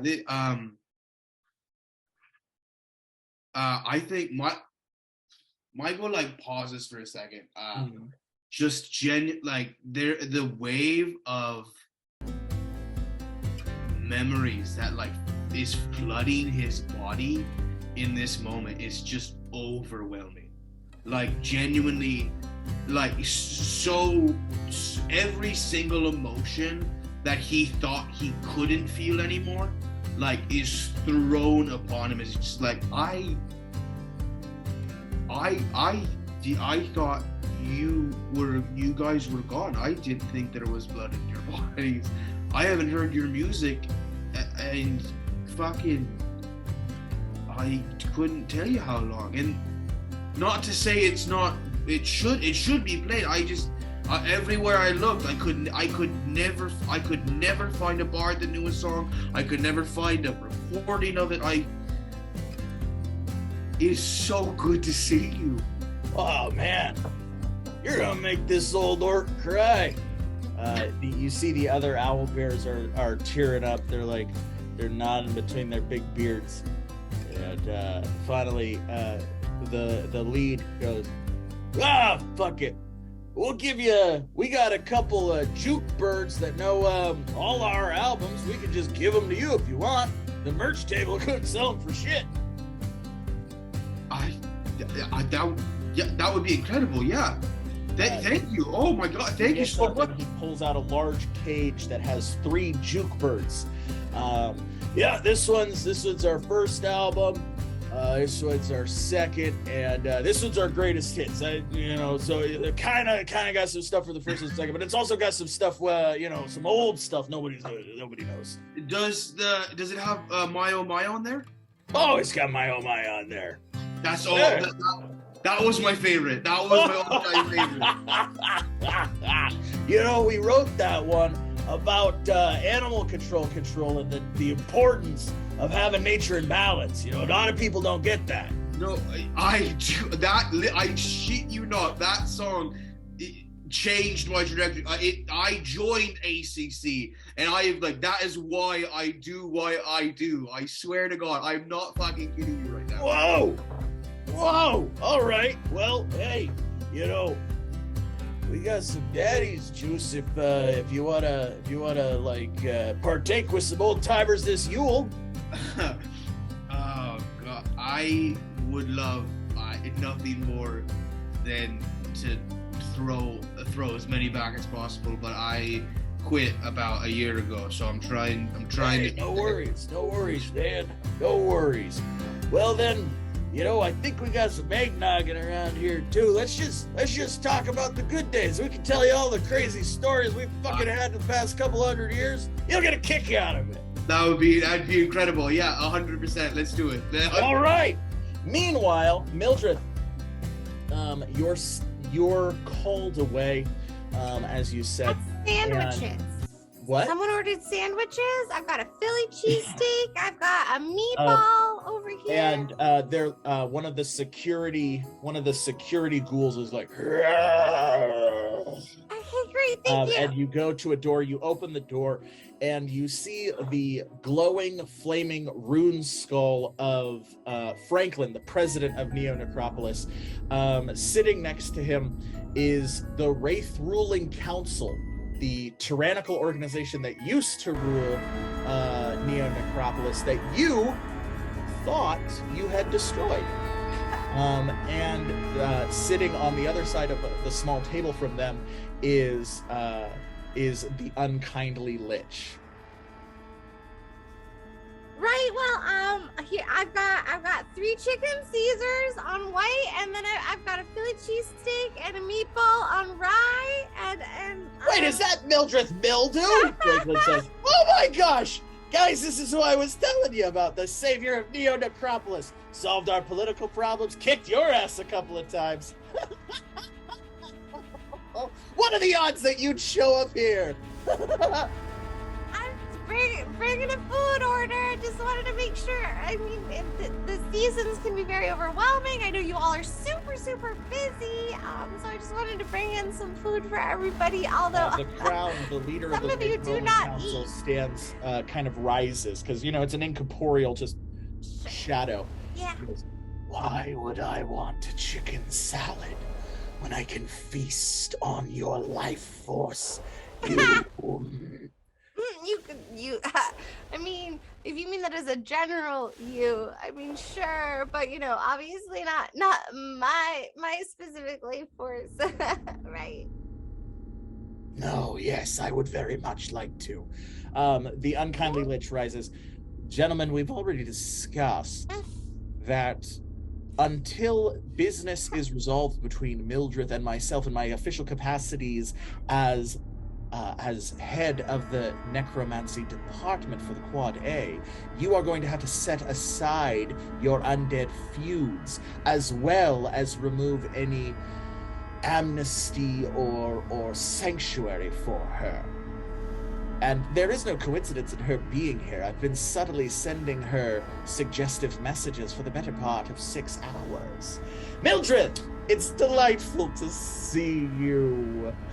Do you happen to have your wand on you?" Yes, I always have it. Wonderful, wonderful. Well, as I said, I've created quite the trap for you. I bet you sure they're awful safe here in Neo Necropolis. I do! I have so many friends here. I thought I was just gonna drop off some sandwiches and get back to the show. Yes, how sad. I love watching the slow realization of a mortal in terrible danger descend upon them. It's so delightful. But yes, as I was saying, Franklin has agreed to the terms. The Wraith Ruling Council will stop their constant badgering of their free society on condition that I get to kind of ambush you in this situation. So it worked out lovely. He takes the chicken salad sandwich and it just kind of like deteriorates in his hand. That's just super. Franklin's been working so hard, and I'm just really glad that he's getting the respect that he deserves as a leader. Well, the last time we talked, Mildred, you said sometimes you gotta sacrifice everything for the things you believe in. And I'm totally willing to sacrifice you for what I believe in. I am gonna take that as a sign of how much you believe in me. Oh, I believe in you so much. Yep. Good, because I've helped you a lot, and I believe in you so much. Yep. So I'm really glad that that's reciprocal. Yay. Yep. Okay. So you want to do this? The unkindly Lich removes his wand. Yep. So we can stand on ceremony, Right. or we can just jump to the wizard's duel. This season for so many ceremonies, why not add another? Marvelous. Gentlemen, unfortunately, this is a very, very sacred ceremony between wizards, and I will kindly ask, even though I'm sure you'd love to watch, that both parties leave so that we can engage this in a degree of decorum and privacy. The Wraith Ruling Council floats through the walls. We'll be listening. And Franklin lights his chicken salad sandwich on fire. Ooh! I can't eat, but it sure loves smells. All right. Hey, good luck, Mildred. Worst case scenario, we'll just bring you back as some kind of, low CR undead. You can work at the library. Oh, yeah, I've been about my entire academic career. It's fine. With that, the unkindly lich uses magic to close the door. Now, you're level 6, if I recall, according to the academic records. Yes, sir. I'm a CR 30, so Yeah? typically wizard spells call for our most spectacular spell in the first round. Mine, of course, is disintegration. I hate to interrupt such a esteemed member of the academic community, but I did read up on the rules. So I was wondering if you had anyone that you wanted to nominate to be our overseer. Otherwise, I did have a couple of recommendations for some non-biased members of the undead community that could act as judge. Judgment is such an interesting word. His wand disappears. I believe I am entitled to a judge. Of course, and I'm going to be the last person to deny you what you're entitled to. I recognize the predatory nature of our academic system has caught you like some type of fly in a nefarious spider's web, and if I possessed the still-beating heart, I would be moved by your plight. But I have witnessed a larger danger right under your nose, and I have judged it the most dire of threats. Feel free to elaborate. Now, if I'm not mistaken, given your panicked state, you were going to nominate one of your cool adventurers as judge for this event. Is that correct? Have you heard about the cool adventures then? Of course, I have more than an ample experience with them. They once turned me good for a season. Fun. It sounds Oh, it fun. certainly was. Jolly. And then one of them tried to destroy me, and that didn't really work out the way he wanted. Clearly. Now, I don't want to spoil your fun, so why don't you tell me which cool adventurer you're going to nominate? Just thought that there was a being with enough experience while also being separated from the community. I'm sure you are aware of Michael Richardson. He is such an unbiased character that you can really count on for an honest judgment. Speaking of judging Michael Richardson's character, how much do you know about his relationship with the incarnate of annihilation? Sounds like a personal question. I try to keep things very professional. Now, as a necromancer, we understand that our magic exists somewhere between Genesis and Necrosis. And to be cavorting with the very incarnate of Necrosis violates a fundamental natural law. Things must pass from one to the other. And from my observations, Michael has been feeding the beast for much longer than is naturally appropriate. Gosh. I mean, I'm just a student here. I'm only level 6. I don't understand necessarily Technically all a of this. student in poor academic standing, something I can eliminate with the flick of my wrist and snap of my bony fingers. You felt like I was worthy. If you felt like I had done my due diligence and shown commitment to my craft and my... May I see your notebook? Of course. Of course, if you are interested in He opens it and moves past all of the written parts. I would say at least half of this is unwritten. Perfect. My request to you, as a stay of execution, if it were, is I would like you to... he takes his bony finger and carves a sigil into the back of the book. I would like you to just write on the comings and goings of Michael Richardson. Really get to know him, his plans, his intentions, his past. This will be given to me, and I would consider it a far more academically significant thesis than the morality of undeath. The morality of undeath is jeopardized by someone who intends to destroy death itself. How can we exist in natural order with such a deranged mind? I believe this will not only save reality by observing it, but it will usher you to the highest academic stratosphere, and perhaps you can take over my position as the weary head of necromancy for QN Quad A. You think I could take over your position? Absolutely. Assuming you can see the intellectual significance of this peril that we find ourselves in. Right, of course. Because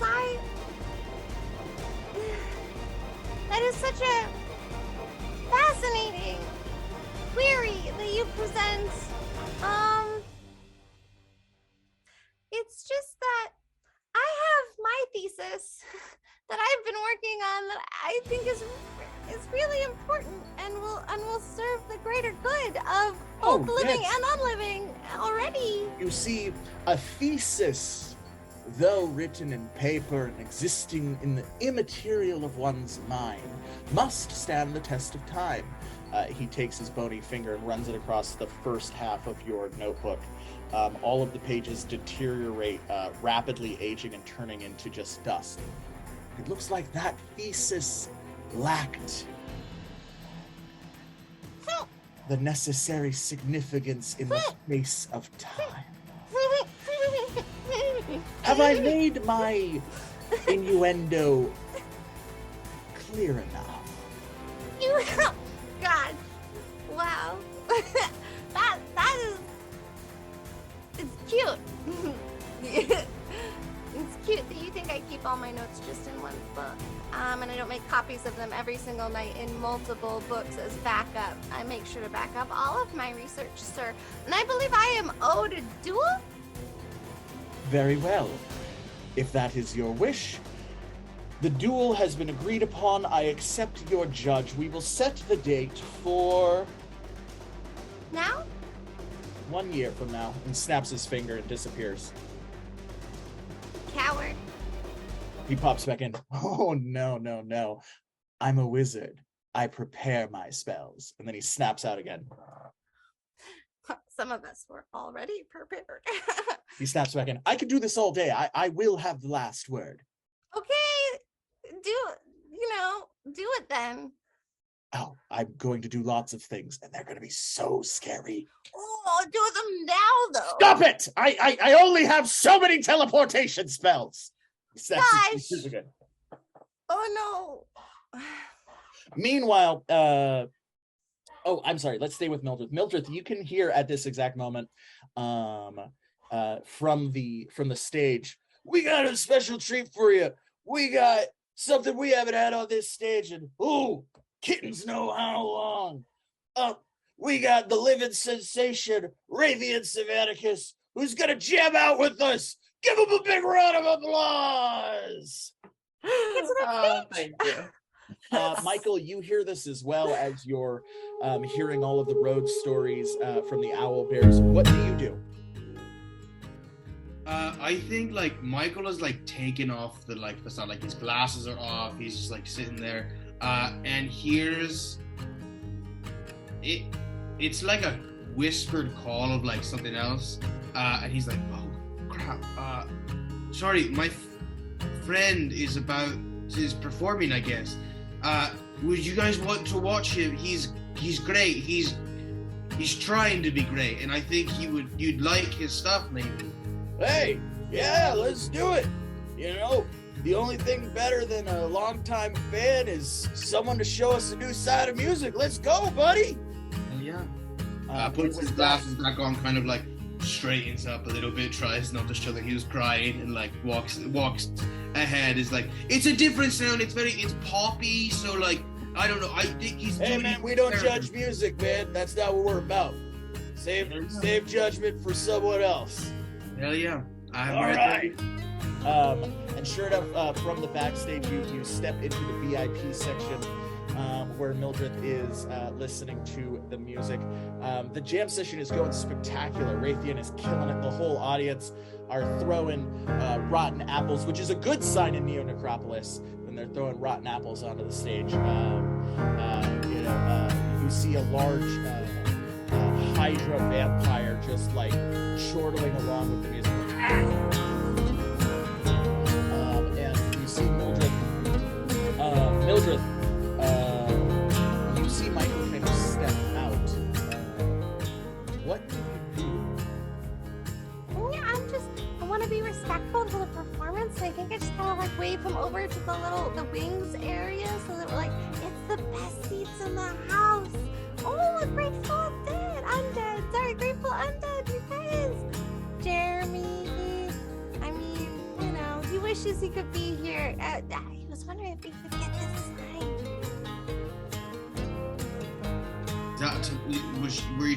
Am I by her where I could hear any of that? Yeah, no, It is kind of loud. One of the owlbears goes, "Oh, we'll sign anything," and he goes looking for a pen as the owlbears kind of go off. Have you ever listened to them before? Oh, I mean, I've definitely heard some of their work. I feel like I've probably had more lunches with them than I've had time to listen to their music. But I hear they're very good. They're such cool guys, and they're really supportive. What do you mean lunches with the owlbears? They're not. Why would you have lunches with them? They're not dead yet. Well, I know, but they have a lot of respect for my work, and also they are in a very tentative in-between zone, so I help them figure out sort of the mechanics of how that works and how they can take care of their bodies while not dying. I'm sorry. You mechanics like they're just old. They're just old performers. They're very old. They are older than any other living. No, they're not. They're not. You can be old and still just they're doing what they're doing. They're like, yeah, they're old, but they look great. I mean, they look fantastic. They're taking care of the sounders. You're welcome. What do you mean what are you feeding them a good diet? I don't know what you're talking about. Yeah, no, I mean, the owlbears is just sort of the new, like, every couple thousand of years they change their vibe on what kind of music they want to perform, and they come up with a new name for their band, and they are immortal, so they just keep going, and I have so much respect for that, because a lot of musicians, once they make their money and they invest it well, they just kind of disappear from the scene, and they have always just loved performing and loved making music so much. So yeah, now they're the Owlbears, but they were like 5 other bands before that, and I help them make sure that they're using the right oils to maintain their skin, and they're eating a lot of like coconuts and avocados just to keep their bodies healthy, because while they can't die, they are still aging, so it's important that they take care of all of their organs as best that they can. And so I just I help them with that. They're such cool guys. Denise passes by. Excellent expository dialogue. Thanks, Denise. You're a real one. I think Michael just kind of like is sort of dumbfounded. Kind of looks back at the owlbears like, what does she mean? Different bands, different people. You're the owlbears. You're the orc owlbears. Were you not orcs before? Were you different?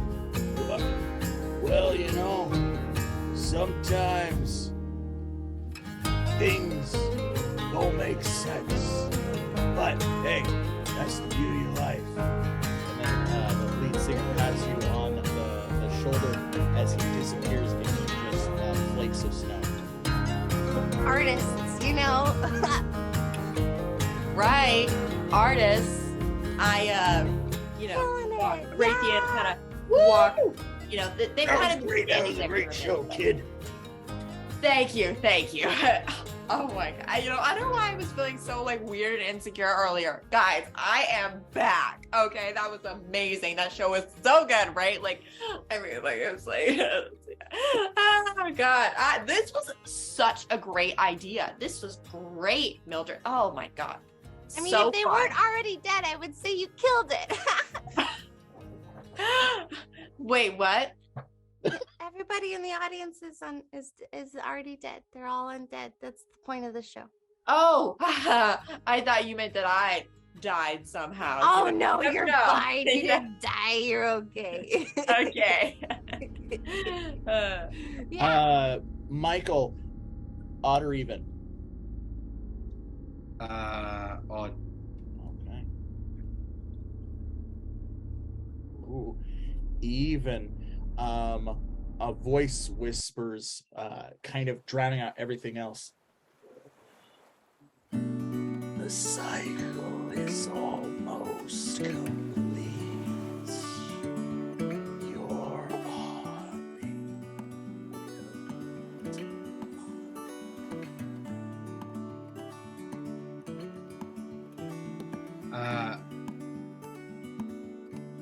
He kind of takes that in and like looks at like Mildred and Raytheon kind of celebrating the concert. The snow is still kind of like trickling past and Yeah, it's swirling around you. And like a deep chortle like echoes from his body, just I cannot wait to see your fucking face and either take it from you or get to finally say goodbye. And either way, Greg, I'm gonna win. Because both ways, you lose something. I lose everything, Michael. I'm oblivion. Even in oblivion, Greg, even oblivion has a chance to stop. And I'm gonna either stop it or take the one thing that you couldn't lose away from you. So both of you look as Michael just talks to nobody. Very cryptically. I'm so confused, buddy. Are you good? Like, You've been gone for most of the night. Did someone slip you some undead slugs? Because those are not healthy. Don't do those. No, I mean, you can have a good time, but yeah. So, no, I found the owl bears and I was just listening with them, talking with them. You look to your side, and while the owl bears are gone, their equipment is all gone, even their merch is gone. The 3 juke birds in the cage is still there, and on the cage is a note that says, "It's not about the destination; it's about the journey." The owl bears. Good guys. They're good guys. Yeah. Raytheon, we should get a selfie. Do you want to get a selfie? Let's get a I have to be honest. What's up? Michael kind of stands there, and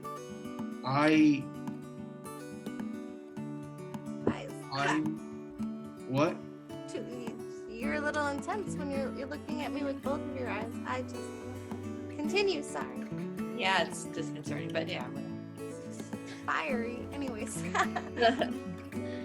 Well, I think even as you say that, you see the fire that was there, like, dissipates.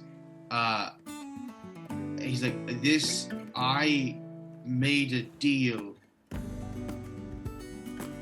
a long time ago, and I made a second one. Two deals.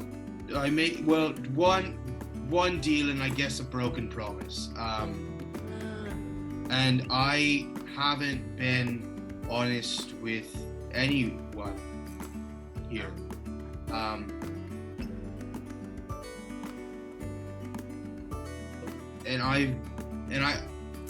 He's struggling to find the words because honesty is new. And he like looks and is like,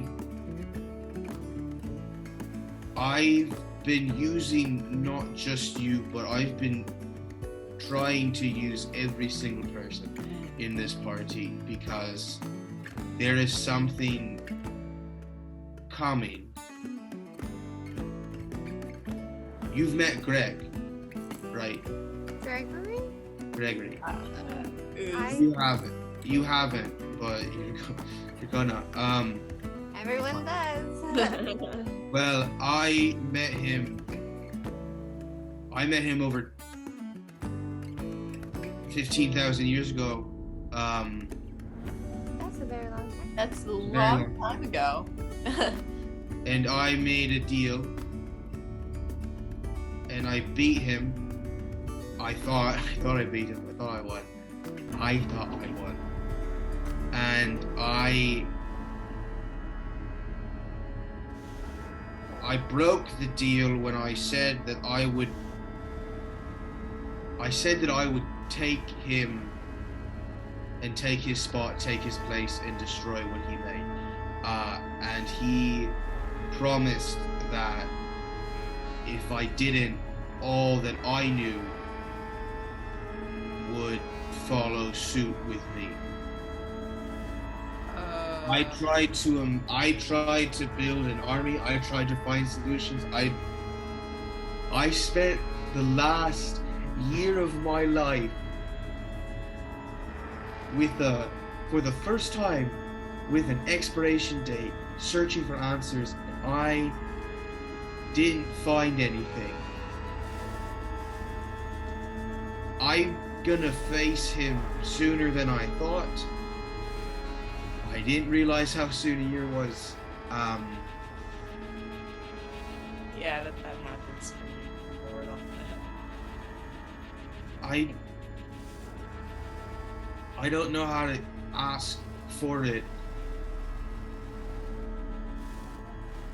And he like gags at the word, not because he doesn't want to say it, because he doesn't know how to.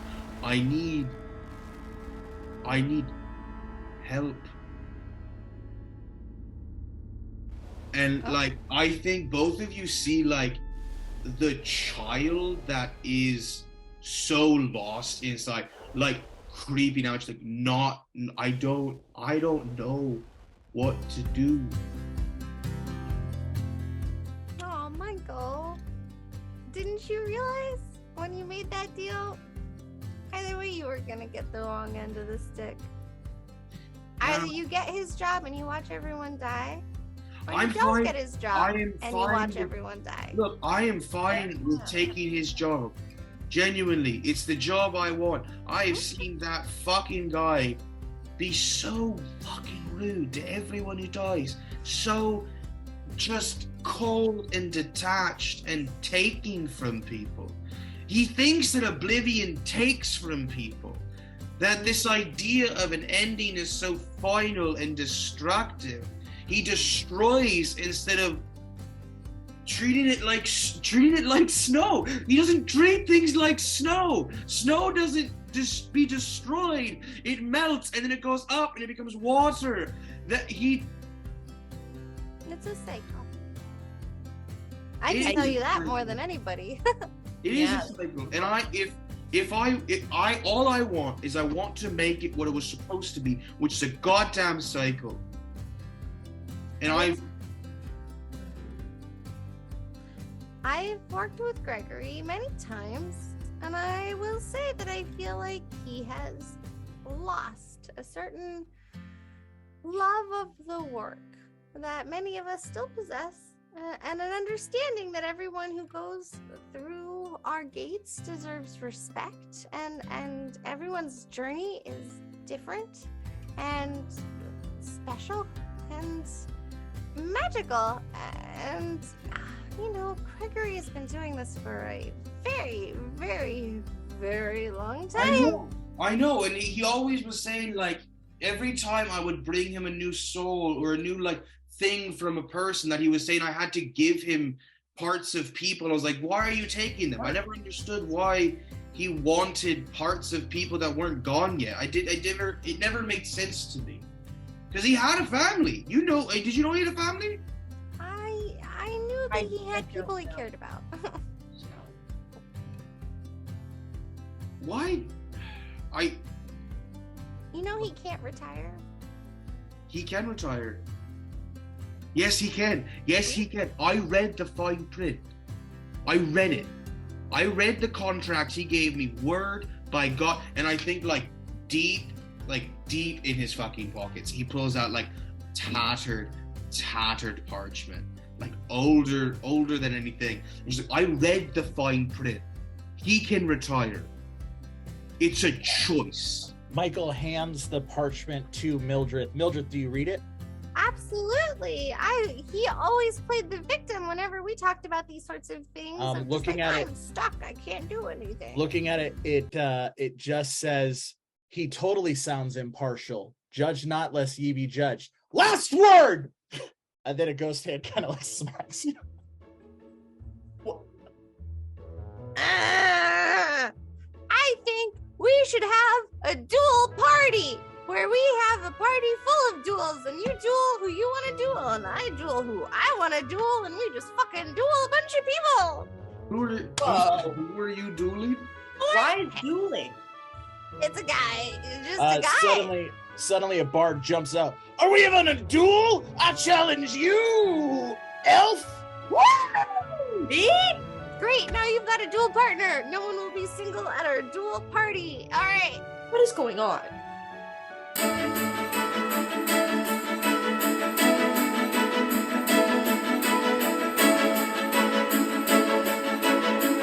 Was the night before Houndaka. Well, actually, it was dusk, and all of the cool adventurers were doing something, except for Tusk. Tusk sat alone atop a roof overlooking the town, and if you could see past his trunk, he had the smallest of frowns. In years past, Tusk had celebrated Grubernacht with his family, the group of gnomes who had raised them. And last season, he celebrated Kittenmas with his fellow cool adventurers. But this year, he felt a little isolated and alone, and he knew just what to do to fix that sense of sadness in his heart. He would take on the role of Gruber the Grinch in Oakvale, sneaking from house to house, stealing something that people no longer appreciated, to teach everyone a valuable lesson about coming together and appreciating what they have. Of course, he planned on returning them. Gruber the Grinch was not a monster. He was just a joyful trickster. And after grabbing several things from the cool adventurers, Mildred's big book of evil, Michael Richardson's eye patch, he even snuck into the wizard's tower and stole Philos's deed to his pizza parlor. But one person proved so difficult that it returned his heart to that kind of dark malaise, that sense of wintertime despair, and that was Sunny. Sunny was a bit of an anomaly. Outside of his times collaborating with the cool adventurers, no one really knew what he did. He didn't stay in the room assigned to him at the Broken Tankard Tavern. He didn't have any outside businesses. He never seemed to do much of anything, just randomly appearing when needed and disappearing just as quickly, as if he was perhaps the Grubernacht, and what he had taken from Tusk was the sense of security of knowing his friends and found family. And so that's where Tusk sat atop this roof, overlooking, and sure enough, Sonny walked down an alley, holding in his hand a large. Well, what do you got, Sonny? What's in your hands? Oh, that would be a corn dog. Yes, the biggest corn dog that Tusk had ever seen. It was crisp, and it was aromatic, and the meat was actually green. And Tusk chewed on this, or I'm sorry, Sonny chewed on this corn dog as he walked down the road. What do you do, Tusk? Why, there is a pitfall trap right beneath his feet. There is a pitfall trap right beneath his feet. All right, Sonny, as you're enjoying your corn dog, you take a step and you feel the ground beneath you give way. What do you do? I'm just gonna roll with it. I mean, you know, I usually can't fight gravity. That is true. Gravity is one of the few forces in the world that you do not actively try to fight. If that's the case, I'm gonna have you roll odd or even. So odd or even? Odd. All right, it's even. We got a 4. You take a face plant down this hole 7 feet deep, landing on the back of your shell, and your corn dog at your feet. Let's say you take 2 damage. Not a lot, but still sucks. As Tusk sloops down. What do you do, Tusk? Happy Grubernacht. You've been caught. I am telling you that you are my guy now. I wanted to show my appreciation for you as a fellow cool adventurer by taking what's most valuable to you, which appears to be this corn dog that I just snatched. Oh, that hurt. Oh. But you know, I'm gonna remember this. But good one. Can you help me out of this hole? I mean, I'm not good. Sure thing. Yeah. I'll just use my trunk and whip us right up out of here. You feel any merrier by chance? Not quite as merrier. I'm really sad about my corn dog. Like I said, I'm gonna remember this. When you least expect it, it'll come back around him. Oh dear, I feel like I may have made a mistake, but it's a little too late for such thinking. So Tusk then just lowers his trunk, which Sonny grabs and climbs up. It seems like he's squeezing just a little too tight on your trunk as he climbs up, but that could just because he's a very heavy turtle, and you know he's very deep down there. But after a lot of corn dogs, had a lot of corn dogs.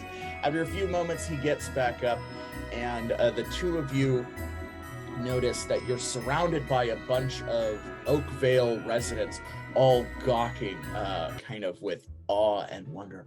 You hear them kind of murmur to each other, the cool adventurers are fighting. Oh no, oh no. A small child comes up with a Sonny plushie.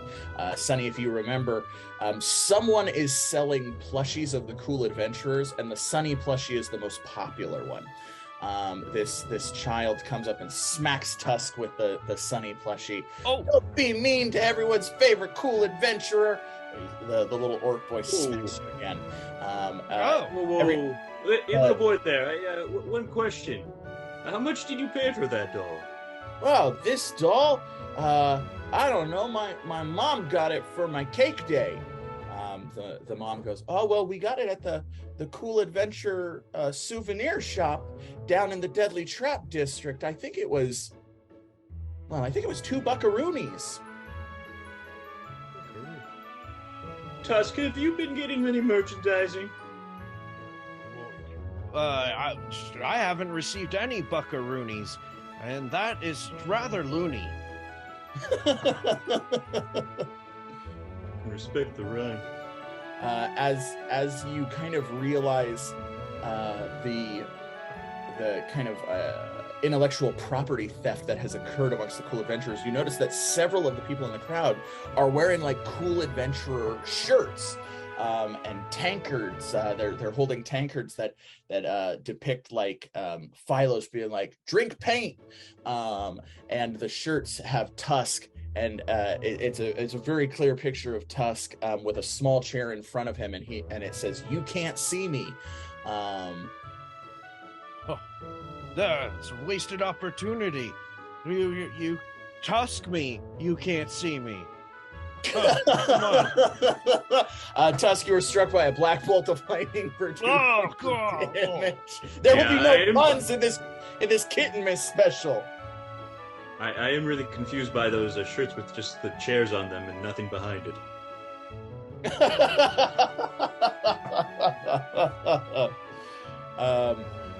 Would you like us to give you the address of the Cool Adventurer souvenir shop? I think we should check it out right away. The mother pulls out a scrap of paper and writes down an address, handing it to Sunny. Oh, look at, now we're part of a Cool Adventurer mystery. Isn't that right, son? Sunny, you're my favorite. He squeezes the Sunny doll, and the Sunny doll actually has a recorded message in it when you squeeze it. What does the recorded message say in your voice? Life is a joke. It really is. Happy nothing, Sunny. And then the boy runs away into the crowd.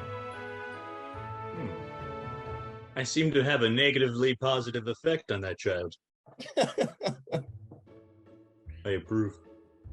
The two of you, what do you do? Are you going to investigate the shop, or are you going to head to the Broken Tankard Tavern, or are you going to do whatever it was you were originally planning on doing?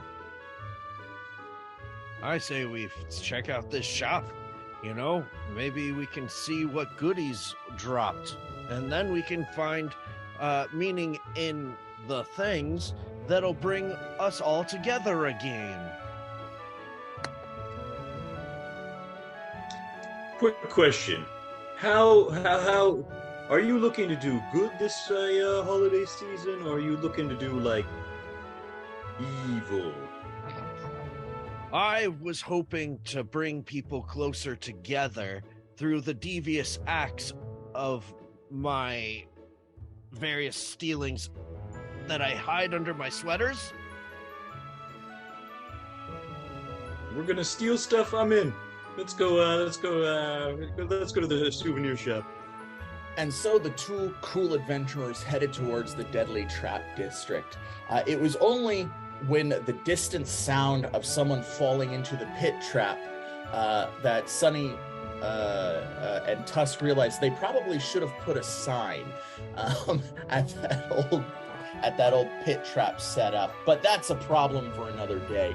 After a few moments of a light casual stroll as the sun began to set on that Houndica eve, they arrived at a shady shop which had a single piece of plank nailed over the window, and crudely written on it. It said, "Cool Adventurers, totally legitimate souvenir shop.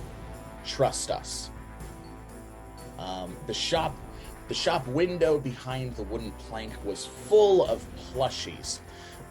They were all of Tusk. He looked quite adorable.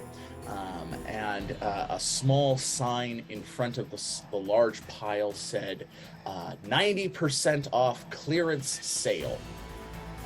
As the two of you entered, you saw and were affronted with gaudy images of all of you.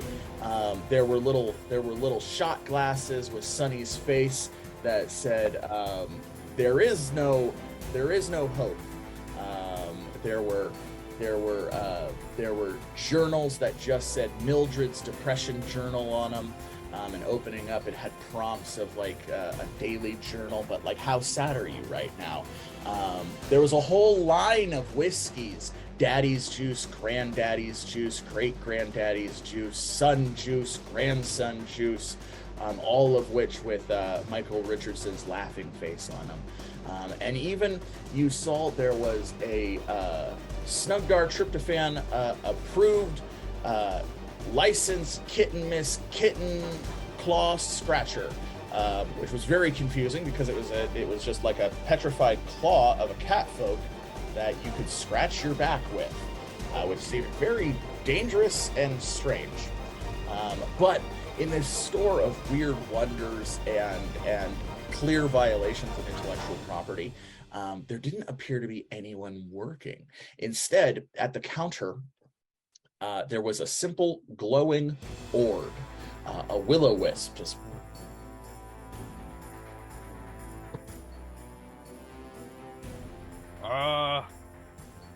well, hello?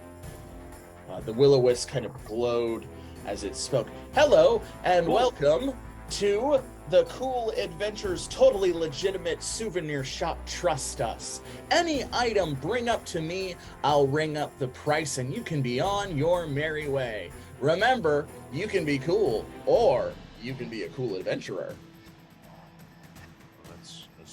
That's a nice saying. Catchy. No, wait, but wait a second.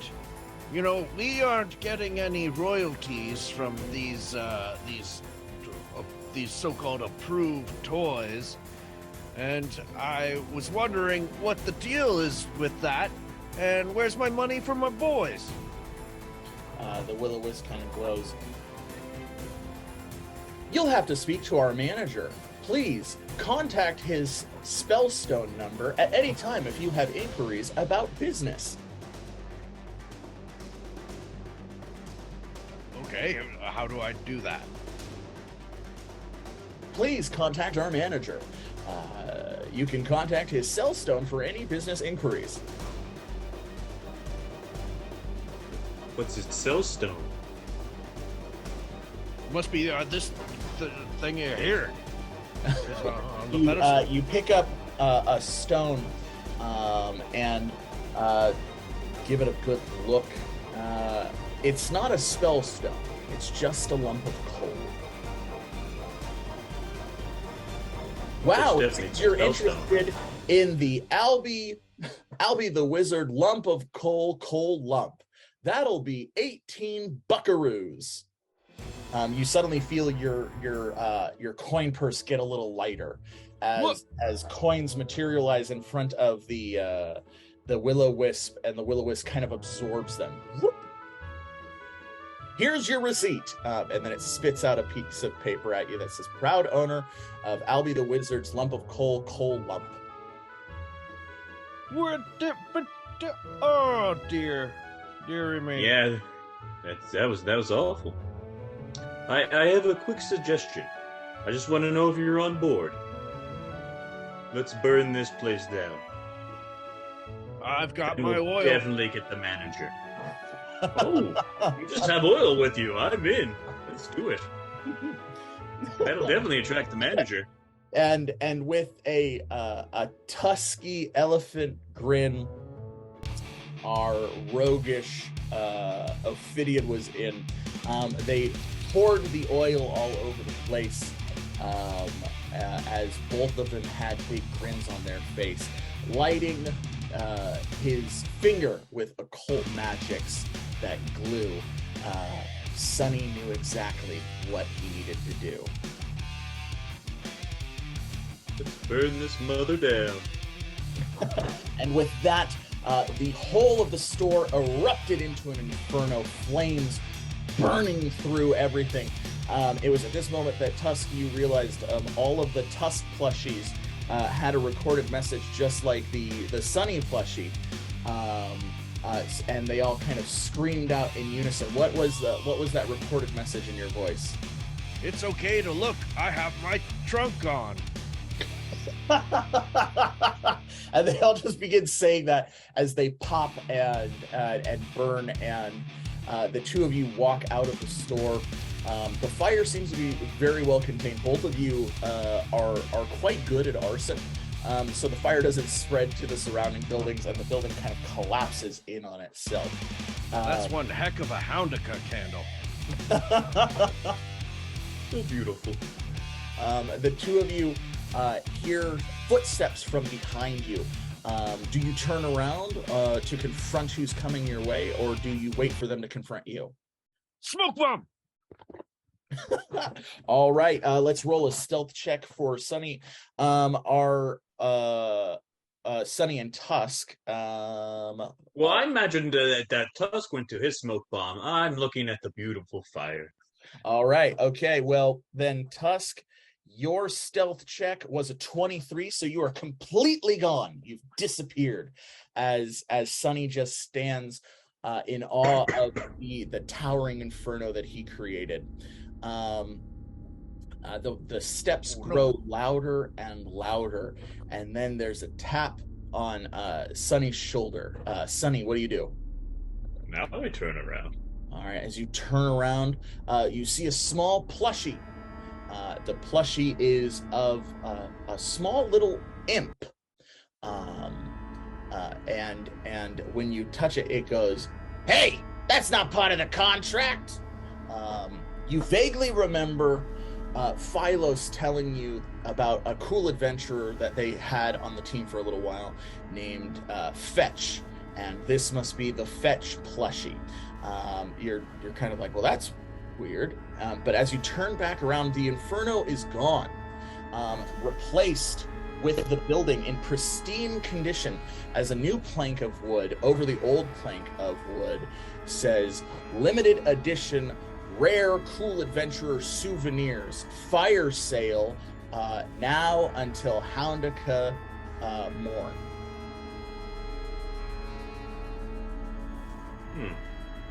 Inside, sure enough, all of the items that you had just destroyed, scorched, are there again. But now each of them have a little sign that says limited edition, collector's item, and their prices are exorbitant.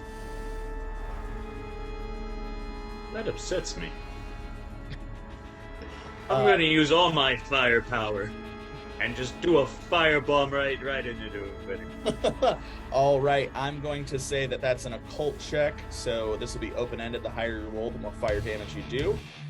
We got a 22, so yes, kind of more recklessly, you just begin shooting fire from your hands, just lighting this place on fire. Now Tusk, because you're hidden, you have kind of a vantage point. You can see everything going on. As the building kind of collapses once again and Sunny steps out of it, you notice a small, like, glowing effect in the alley right behind the souvenir shop. What do you do? I'm just gonna stealthily go on over and check out this glow. Okay, as you stealthily go over and check out this glow, you see it's another will-o-wisp.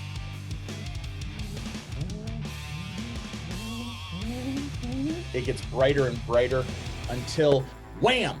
The building is perfectly restored.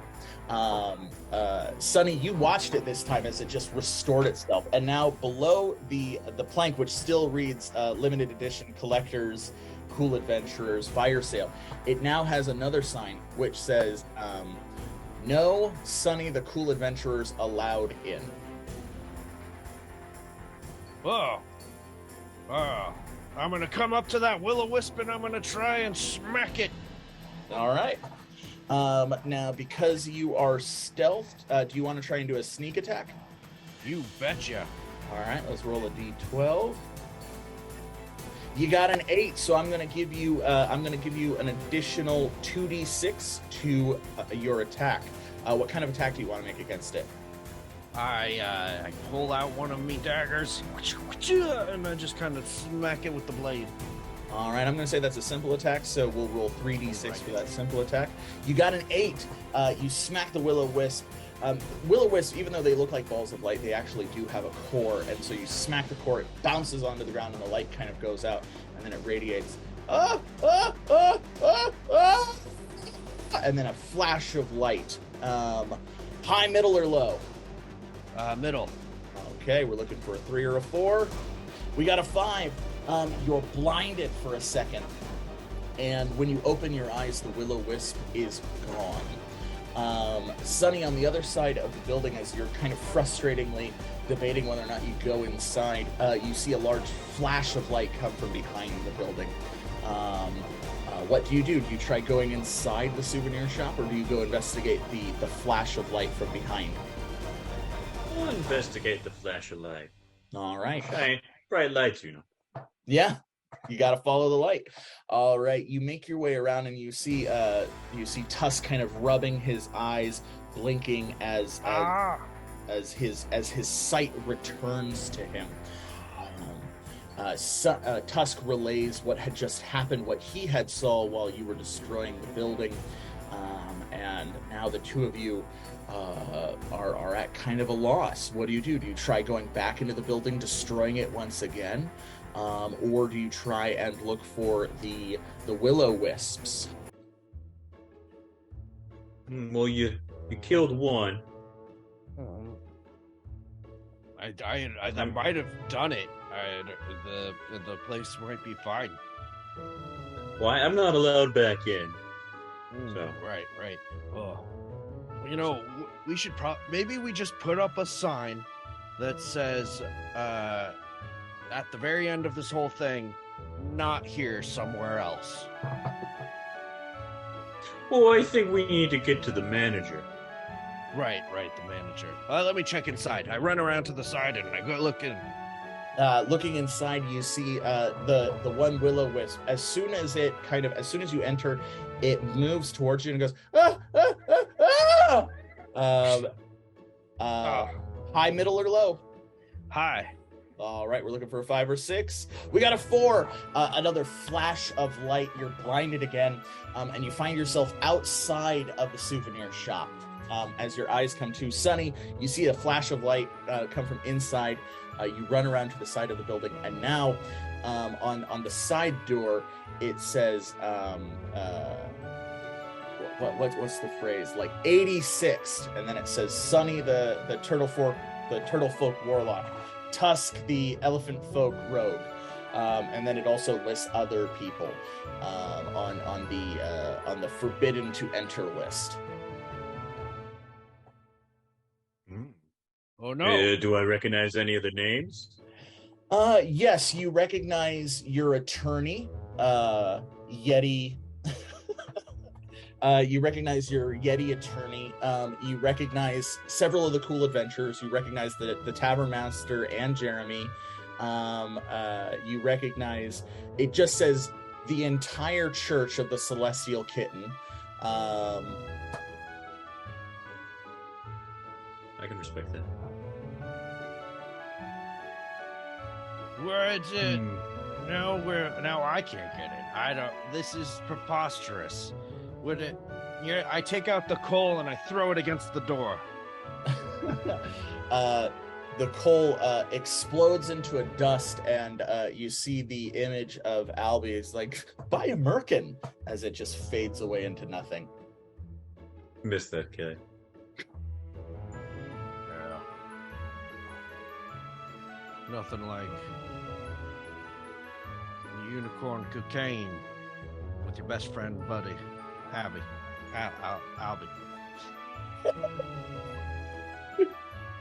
Oh dear. Oh. That sounds like a night. And a half. Anyways, this manager, we're not gonna get to him, it seems. No, I think I could probably do like an occult spell. I'm just gonna do like a circle, and I'm gonna summon a person I really want to talk to. I think I could probably do that one. Yeah, I think you probably could as well. Let's do a summoning spell with your occult. We'll set the check at 14. So 1d6 plus 1d20. Let's roll. And bam! You got a 15. You carve out an occult circle in the dirt and begin chanting as through the ether a gnome is pulled forth. He immediately vomits all over the ring. Oh, my stomach feels like it's where my lungs should be. Tusk, you recognize this gnome as your papa, Beef Jerky. Papa? Salutations. Yeah, my boy, my boy. What can I do for you? Also, what happened? I was hanging out. I was hanging out in our wagon, and the next thing I know, I've been teleported here, and my lungs are where my stomach should be, and I don't want to know where my tongue is, because it's definitely not in my mouth.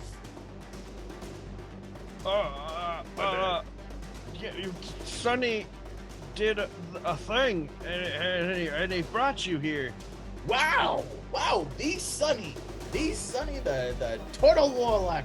Nice to meet you. Hi, my name's Beef Jerky, the manager and proprietor of the totally legitimate Cool Adventure Souvenir Shop. Trust us.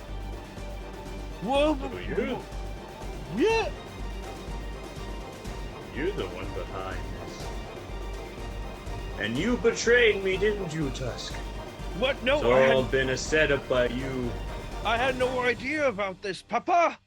What are you talking about? I sent you all those letters saying there was a great business opportunity, that we needed you to just lay low, get a good scope on your friends, send us all the reports, writing their comings and goings, recording their catchphrases.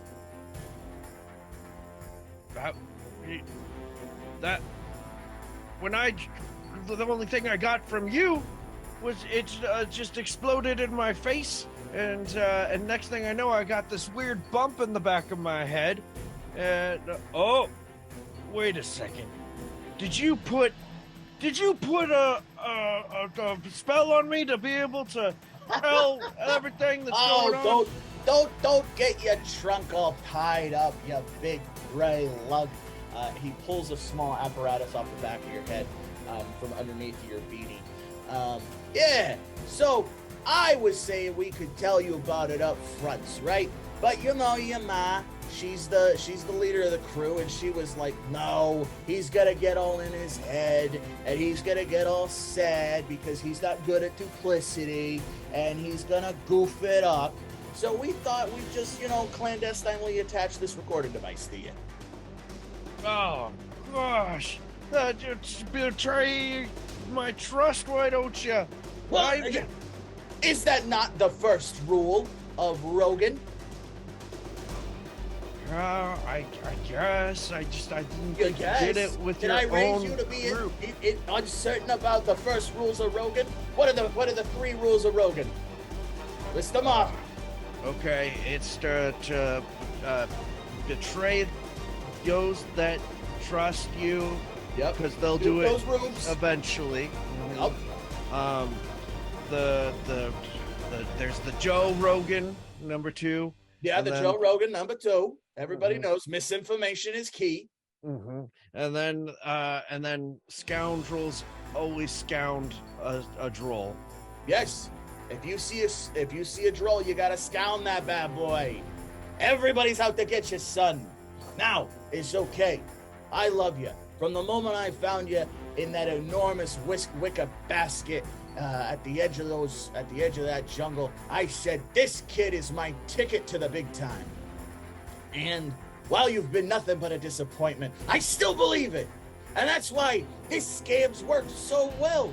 We've made so many buckaroonies off of all of these silly rubes that love you guys, and you don't even have to do nothing. You don't have to trick nobody. You just go on, be a general, nice, helpful self, and then we're just, we're gonna build a college, an official rogues college, and it's gonna be called Tusk's College of Deception. Oh yeah, that would be pretty cool. Oh man, I'm so mixed full of emotions because in a way it's like you doing this it means you've come around. You love me, Papa. Well. I do love that you are someone that I can take advantage of in situations like this. Part of being a papa is recognizing that the expectations you got for your found kids that sometimes that's cruel. You can't put expectations. You're a good-hearted, big buffoon who likes to hide. And I am an exploitative little goblin gnome. I'm not actually a goblin, everybody knows that, but I got goblin-y tendencies. Anywho, the point of the matter is, if this guy's filling your brain with royalties and intellectual properties nonsense, just take him down the road and do the road rule number 4, Yeah, I got you. I heard I love, and I'll take it. Yes. I love that you have selective hearing. Rule number 4. Let's go down the road, Sonny. All right. Well, I'm gonna. You're still banned from the store, son. I can't let you in, but the family sends their regards. The crew, they're gonna love hearing about this. That you're a team player. Look at you. I heard all that conversation, and I would just like to send. What's your name, Beef Jerky? Wait. We weren't speaking in Thieves' Cat? Oh, you big gray lug! You were having us talking vulgar? He heard the whole thing. Oh, dang it! I'm just so apologies. Apologies. This was a private conversation between father and son. It's kind of rude that you were listening in on it. Oh, it was very rude on me. I agree. And my next action is going to be even ruder. How about when you shake on it? Well, bygones being bygones, what on account of this being Grubernacht? Who doesn't steal something on Grubernacht, am I right? Who doesn't? And I'm truly sorry about this. As I take his hand, I'm going to try to send him to hell. I love it. All right. That's going to be a banishment spell, so we'll use Occult. Let's roll 1d20 plus 1d6. You got 21. So yes, you can. What layer of hell do you want to send him to?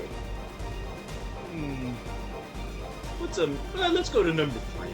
The 3rd layer of hell. Great choice. Now Tusk, high, middle, or low? Let's go middle. Okay, we're looking for a 3 or 4. You got 3. You feel like a tug. As Beef Jerky vanishes out of existence. You also hear from the basement of the souvenir shop. You hear, well, this is Tusk's fault. As you can hear, the crew, who were probably down in the basement, have also been sent to hell because Sonny actually overcharged his spell, sending everyone in cahoots with this scam to the 3rd layer of hell. That tug you feel is actually all of your thieving equipment, and your beanie has also been sent to hell, as if you have been stripped of your status as a member of your crew. Whoa!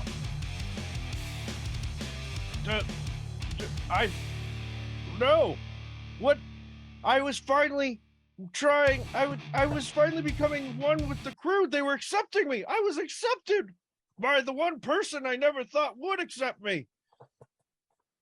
I understand that sometimes my self-centered actions can influence others. But your father was not a good fellow. And it's not like he's permanently in hell. He's just there for... He's in hell? Oh, I thought you just sent him away. Yeah, well, it's tomato. It's both when you think about it. But yes, he's in hell now, and I think some of these other people as well, your whole tribe. But think about it. All of them? Is that what I heard? Oh, gosh. Oh, my goodness. Celestial kittens. Oh, God. Well, all Holy of them that are engaged in this. They're not going to help you. You see all of the will-o-wisps fly into the sky as the magic holding the building up. You're immediately affronted with the scent of ash and burning wood as the building, the magic releases from the building and just collapses in on itself.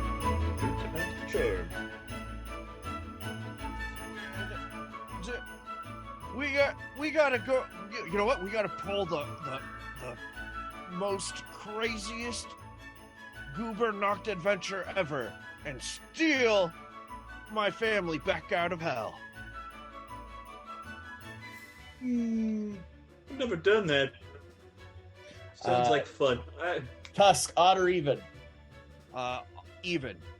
All right, you got a 2. From above you, you hear a cackling as a tall, lanky boglin in red winter garb climbs down the wall. He has a large sack that says "Stolen Goods."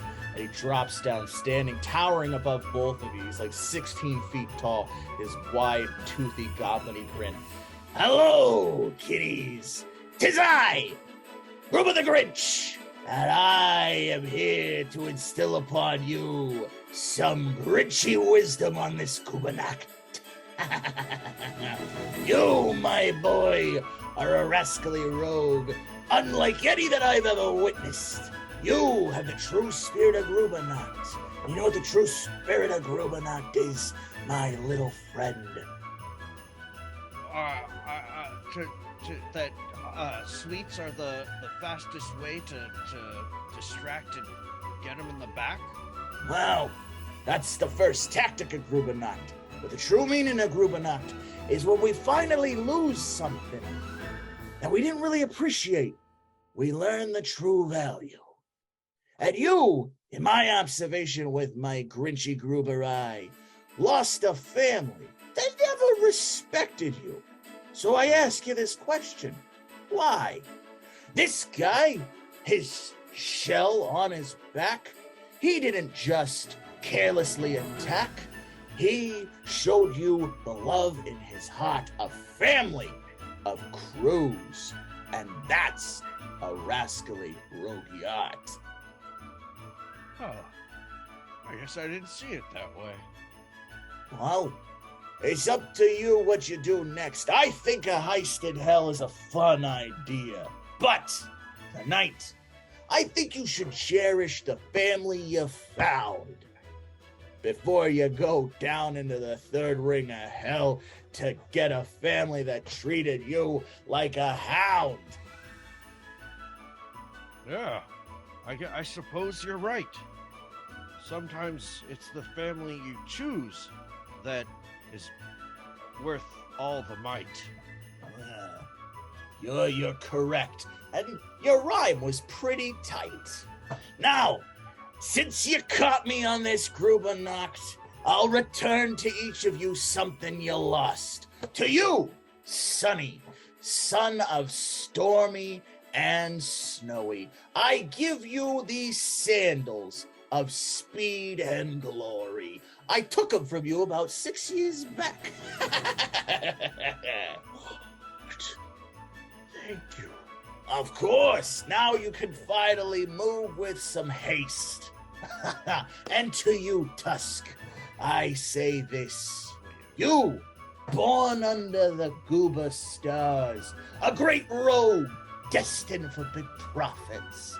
I, of course, fulfilled my duty and snatched you from your family, sending you on this path of discovery. What? Did you have something to say? A mid-monologue. No, You had something? Go for it. Go. It's fine. You took me from my bio parents? I did indeed. And now that you understand the true spirit of Grubernacht and the first rule of being a rogue, I give you this, a map home. To more. He hands you a map, you unfurl it, and sure enough, it is to the Ivory Court, located somewhere in the Ivory Coast in the deepest, darkest depths of the festering jungle. Oh, I can finally go and make it.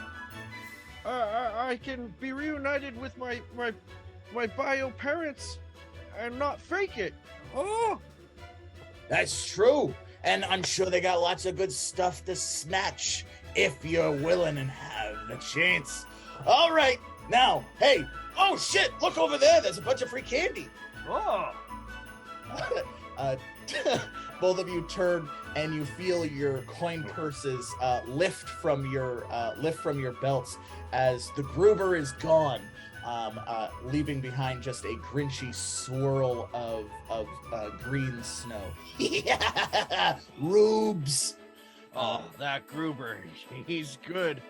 It's named after him for a reason. I can respect that. Yeah. And so the two of you looked off into the Goober sky. You had quite an adventure, though you're not sure quite why. And Tusk turned to Sunny and offered a glass of eggnoggin or dragon whiskey back at the tavern, but Sunny latched on his sandals and gave him a rain check. Sunny had somewhere to be. He waved to his good friend and sent him on his way as Sunny ran through the city and into the forest far, far away, arriving in a dark depths of the forest green. You were confronted by something not quite serene. What is it you were trying to do all day as you pull another corn dog from one of your pouches? What was your plan tonight before Tusk distracted you? My plan tonight was actually, since I was thinking about hell so much, I was going to summon a demon from hell to just ruin things on Kittenmas Day. And sure enough, and they love corn dogs. The occult circle that you had been working on for weeks, intricate in design, as the moon reached its zenith point on this Houndaka night, a beam of light descended down on the occult circle, and a large devilish hand rose from it and extended as you placed the corn dog on it. It closed around the corn dog. Your will be done. As a torrent of hellfire shoots out of this now portal, and a bunch of devils fly through the air and just kind of scorch all of the people celebrating Houndaka and Kittenmas. As you look on, you can hear the distant screams and see the fires growing in Oakvale. What message do you have to our folks at home who are wondering if there's a message to this bizarre, silly tome? No one bless us and have a horrible night. And I think that's, well, kind of right. Thank you very much, folks. We hope you had a great Kittenmas with us. That's the show. We love you. Good night.